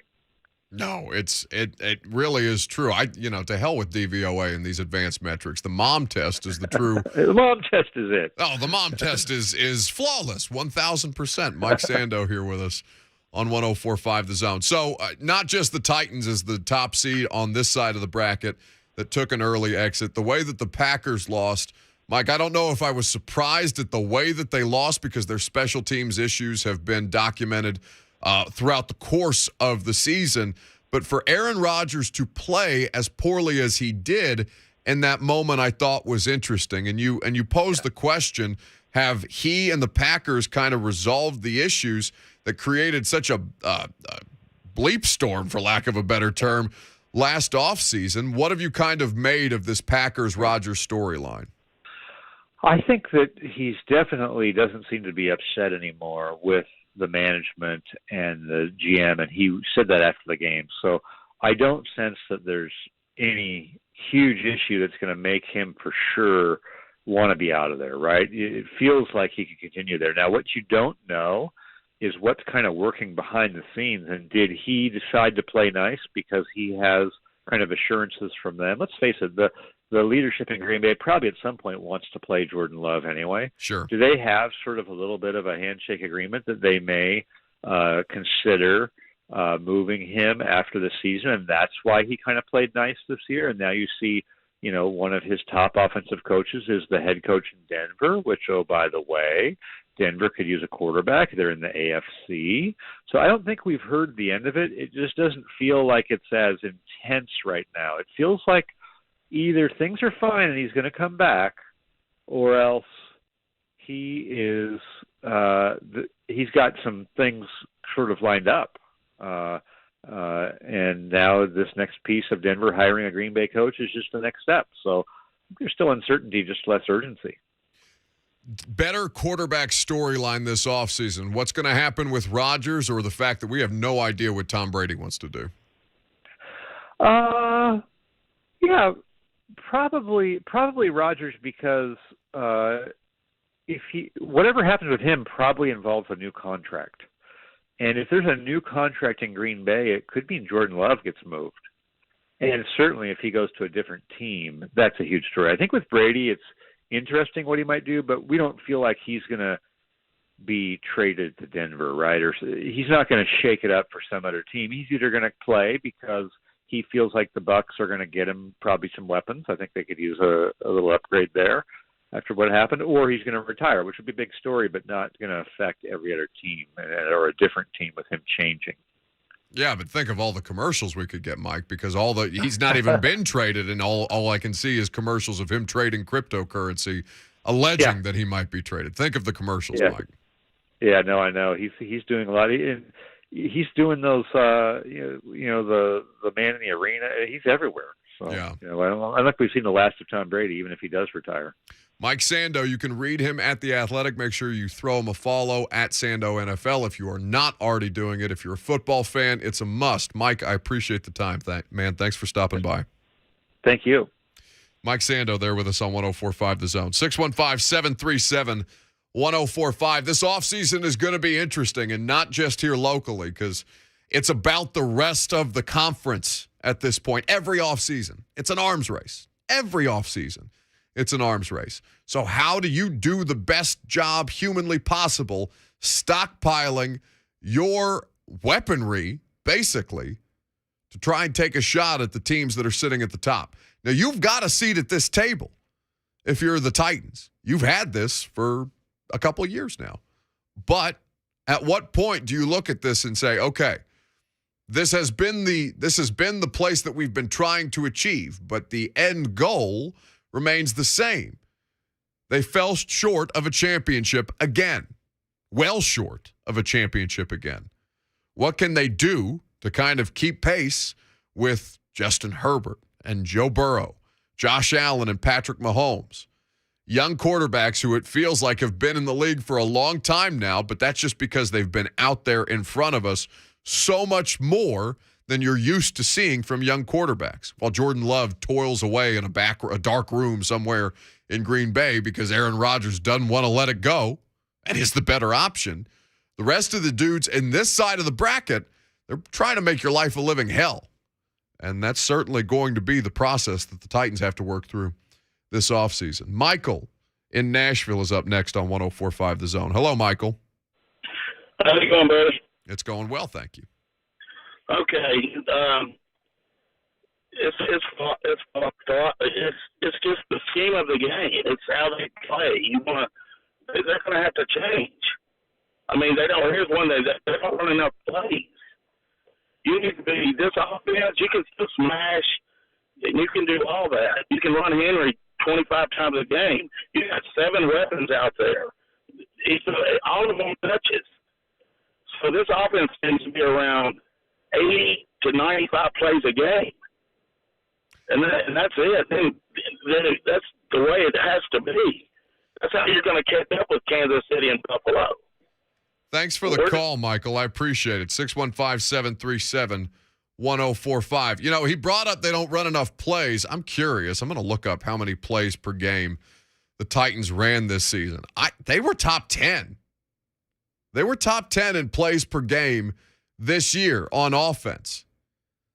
Now, from the standpoint of you need to do more to keep up with these teams, Lucas, if I told you that they were in the top 10, always fun to play trivia. If I told you that they were in the top 10, where would you say they were, 1 through 10? I would say 6. I'm going to say 6. They were 7th. Okay, just the fact that you're asking that question makes me think it's not like 9 or 10, barely getting in. No, 6th was Buffalo. So they ran in 2021, again in the regular season, 65.8 plays per game. Buffalo 66.3. At the top is Baltimore 69.7. Nice. 0.7. I'm curious, are the Bucks in there? Bucks are 3rd. So Okay. I'll give you the top 10.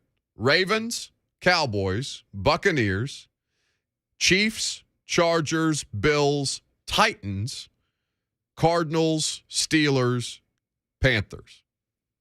So, mixed results, but better teams towards the top. And then you have the odd Ben Roethlisberger because he's throwing the ball in 1.5 seconds. As soon as he catches the snap, as soon as it hits his hands, he gets it the hell out of there because he's old and he doesn't want to get hit anymore. I don't blame him. So the plays per game, I would dispute that notion because they've been in the top 10 this year. In 2020, for example, they were, and I'll look at this here for you now, they were not in the top 10 under Arthur Smith. In fact, they were relatively towards the bottom based on this. In fact, there was 1, 2, 3, 4, 5, 6, 7, 8, 9, 10. So they ran the 11th fewest plays per game in 2020. Now, the thing that you have to factor in 2021 also, they did play in a handful of overtime games. Like, there's a bunch of games that they played this season that went to OT, so you're just racking up more plays per game. Some of this is skewed by just additional football, right? But I don't think that you need to live and die by the idea that, all right, our offense needs to run 55 plays per game. Otherwise, they'll never keep up. Well, on those 55 plays, how often are you going 3 and out? How many are just wasted possessions? Like the Vols, right? That's the difficulty with that style of offense. If you don't score on 1st or 2nd down, if you get in a 3rd and 10, 3rd and 9 situation, and it happens a couple of times because of the way that you construct your offense, you can stall out pretty quickly while racking up additional possessions. 615-737-1045. We got Jeff in Lebanon up next. What's up, Jeff? Hello, I'm from Kansas City. I got something you guys never even think of. Okay. Remember Marty Ball? Marty Ball is the same thing Tennessee Titans running right now. We always made the playoffs. We could never make the championship. Marty Ball. What is Marty Ball? Marty Ball, Marty Schottenheimer. Okay, I got you. Marty Schottenheimer. You had Christian Okoye. We had Joe Montana. We can never make the Super Bowl because they wouldn't open it up. Now they open it up with Patrick Mahomes, and we're going to the Super Bowl. I appreciate the call, Jeff. I mean, again, the offense, you're talking about decades worth of difference between the style of play that was and is now, right? Like Marty Schottenheimer that's literal decades ago. We'll continue. Well, last call for phone calls coming up next. I can't believe the show's almost over. The show's gone really, really fast today. The whole week has gone fast. So last call for phone calls. We'll get the rest of them on the other side. We'll do the polls, and we'll put a bow on today's show. That's next.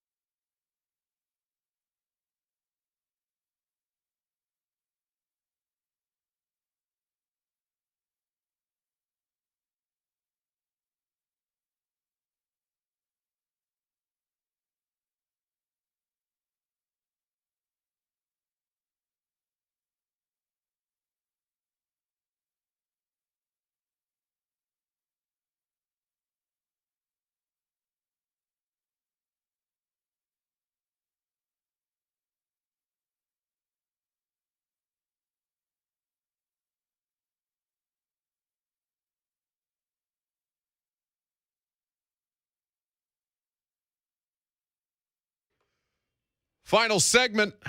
Do the polls in a second. Last call for phone calls is what we got for you. By the way, you should check out the podcast. Podcast's a good time.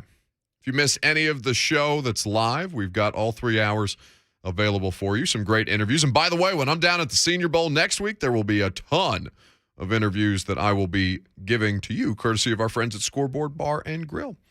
We're going to send us down there. Now, before we get to the rest of the phone calls and before we wrap things up with the poll questions, I rarely pander for money, but we started a polar plunge team. I'm doing the polar plunge, Lucas, on Saturday, February the 19th, where they have you jump into a giant tub of ice water to raise money for Special Olympics Tennessee. My goal right now is $3,000. And we've just started the page yesterday. If you go to my Twitter account, at Buck Reising, REISING, the link to donate is there. You guys can join my team. You can raise money to dunk me in the ice water. The last time we did this, Mike Vrabel all but shoved us all into the cold tank with the it's probably the last time I've seen Vrabel smile, honestly. No, I'm kidding.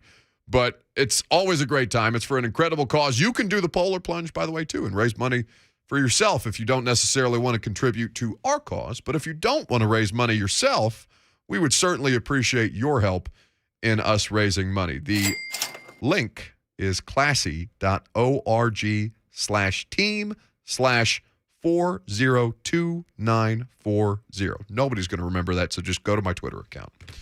Phone call, 615-737-1045. George is in Cookeville up next. What's up, George? Yeah, thank you for taking my call. Just briefly, I don't think it's rocket science, and your callers have been calling in. Let's flash back to the draft. I'm sitting there. I think we got like number 31 draft. Elijah Moore is Mel Kiper's 4.3 speed, number one guy, and we've taken a lineman. I know we need linemen. Why can't we do it both ways? Why can't we have a Devontae Adams I know there's only a few of these guys. Why can't we have a deep threat? Why can't we have a Travis Kelce to go along? I mean, I don't understand why we're so one-dimensional. And then I'll say this: Ryan Tannehill is like Moses. He's got us there, but can he really take us to the promised land? Yes, he can. But it was after what we saw the other night with the playoffs with these young. I mean, why can't we play modern NFL football and still be a running team and play defense? I know it's not that simple. I know there's drafts. Oh, no, but George, I think it is. Like, not to cut you off, George, but you got A.J. Brown and Julio Jones, and you run the ball as often as you do. Like, you can do this. You have the personnel to do this. Well, and this is before Julio. I was really not upset. I'm a season ticket holder. I'm a fan. I'm not an X's and O's, but I thought, my God, we've got a chance to get a burner. Put him out there, scare the hell. The other thing is, Tannehill does not he holds the ball too long, and he can't spot his secondary receiver. So as long as the game is simple, he's great. But if we expect him to put it on his shoulders. And the other final thing is, this is one of the few sports, things in life, when it's bad, it's I. When it's good, it's we. First thing he said the other day was we. No, hell no, excuse me. I'm talking. He said I. It's okay, George. I cuss more than you do on the radio. It's okay. I know. But it's not we. It's not we when you're the quarterback in the NFL. You expect the quarterback. He scares me to death this season throwing the ball. 3rd down, 10, he's got to throw the ball. Everybody knows scares me to death. He's been inaccurate, but he's he's carried us to a level, and yes, he can still carry us to the Super Bowl. Thank you, buddy. Look at you with the music. George gets it. It works. You thought you were going to get him, Lucas, didn't you? I saw you licking your chops back there. No, it served its purpose right there. And listen, we got him trained. Look at that. Good job, George. I think there's a lot there, right? Yeah, you can adapt your offensive philosophy. It's whether you want to do it or not. Give me some polls. Stop the count. Stop the count. The polls have closed, and the votes have been tallied. It's the segment where bias takes over and nuance goes to die. Now, here's your favorite Buck Reising Show daily correspondent, Lucas Polzika. Where are you in the Rick Barnes experience? 51% say happy to be here. 49% say feels complacent. That's a conversation we're going to have at a later date, potentially after Rick Barnes goes back to Texas, because I think a lot of you guys think he's flatlining, and I don't know how to get a good read on Rick Barnes just yet. Do you want to see more of Aaron Rodgers and Tom Brady? 53% say no, I'm sick of them. 47% say yes, keep going. I mean, they're great, right? You don't want to run the great ones off before you have to, but at a certain point, I feel like people – I felt like America, outside of Green Bay, Wisconsin, and the surrounding areas, was rooting against Aaron Rodgers this year. And rooting for Tom Brady. Which is weird. People rooting for Tom Brady is something I'm never going to get used to. Well, now that he's out of New England and out of the AFC, I'm just in a mode where I just want to keep marveling at the fact that a 44-year-old quarterback is leading the league in yards and touchdowns, and I want to see a 45-year-old do it next year. He might if Giselle doesn't tell him to get the hell out of there because he's wearing Aaron Donald like a backpack in that game. Are the Titans in an existential crisis? Existential. Existential Not crisis. Existential. 58% say no. Okay, very good. You're wrong. 58% of you are wrong. Who would you rather have back, Harold Landry or Ben Jones? About 2,000 votes and 83% say Landry. It's a good question. 83% I think is strong. Ben Jones is so important, and I would say to people that just displays to me a fundamental misunderstanding of how coaches view personnel. Not saying that edge rushers, easy for me to say, aren't important, but centers are critical to the success of your football team. Those are the polls? Those are the polls. All right, very good. If we didn't get to your phone call, I apologize. The lines have been loaded. We will do it again one more time tomorrow, and we're certainly not going anywhere because I'll be live at the Senior Bowl all next week as well. Call us back. We'll have more Titans conversations for you, certainly, and the conversation is going to continue because Blaine and Mickey, 3HL, they're going to knock it out of the park. I know it because they're up next.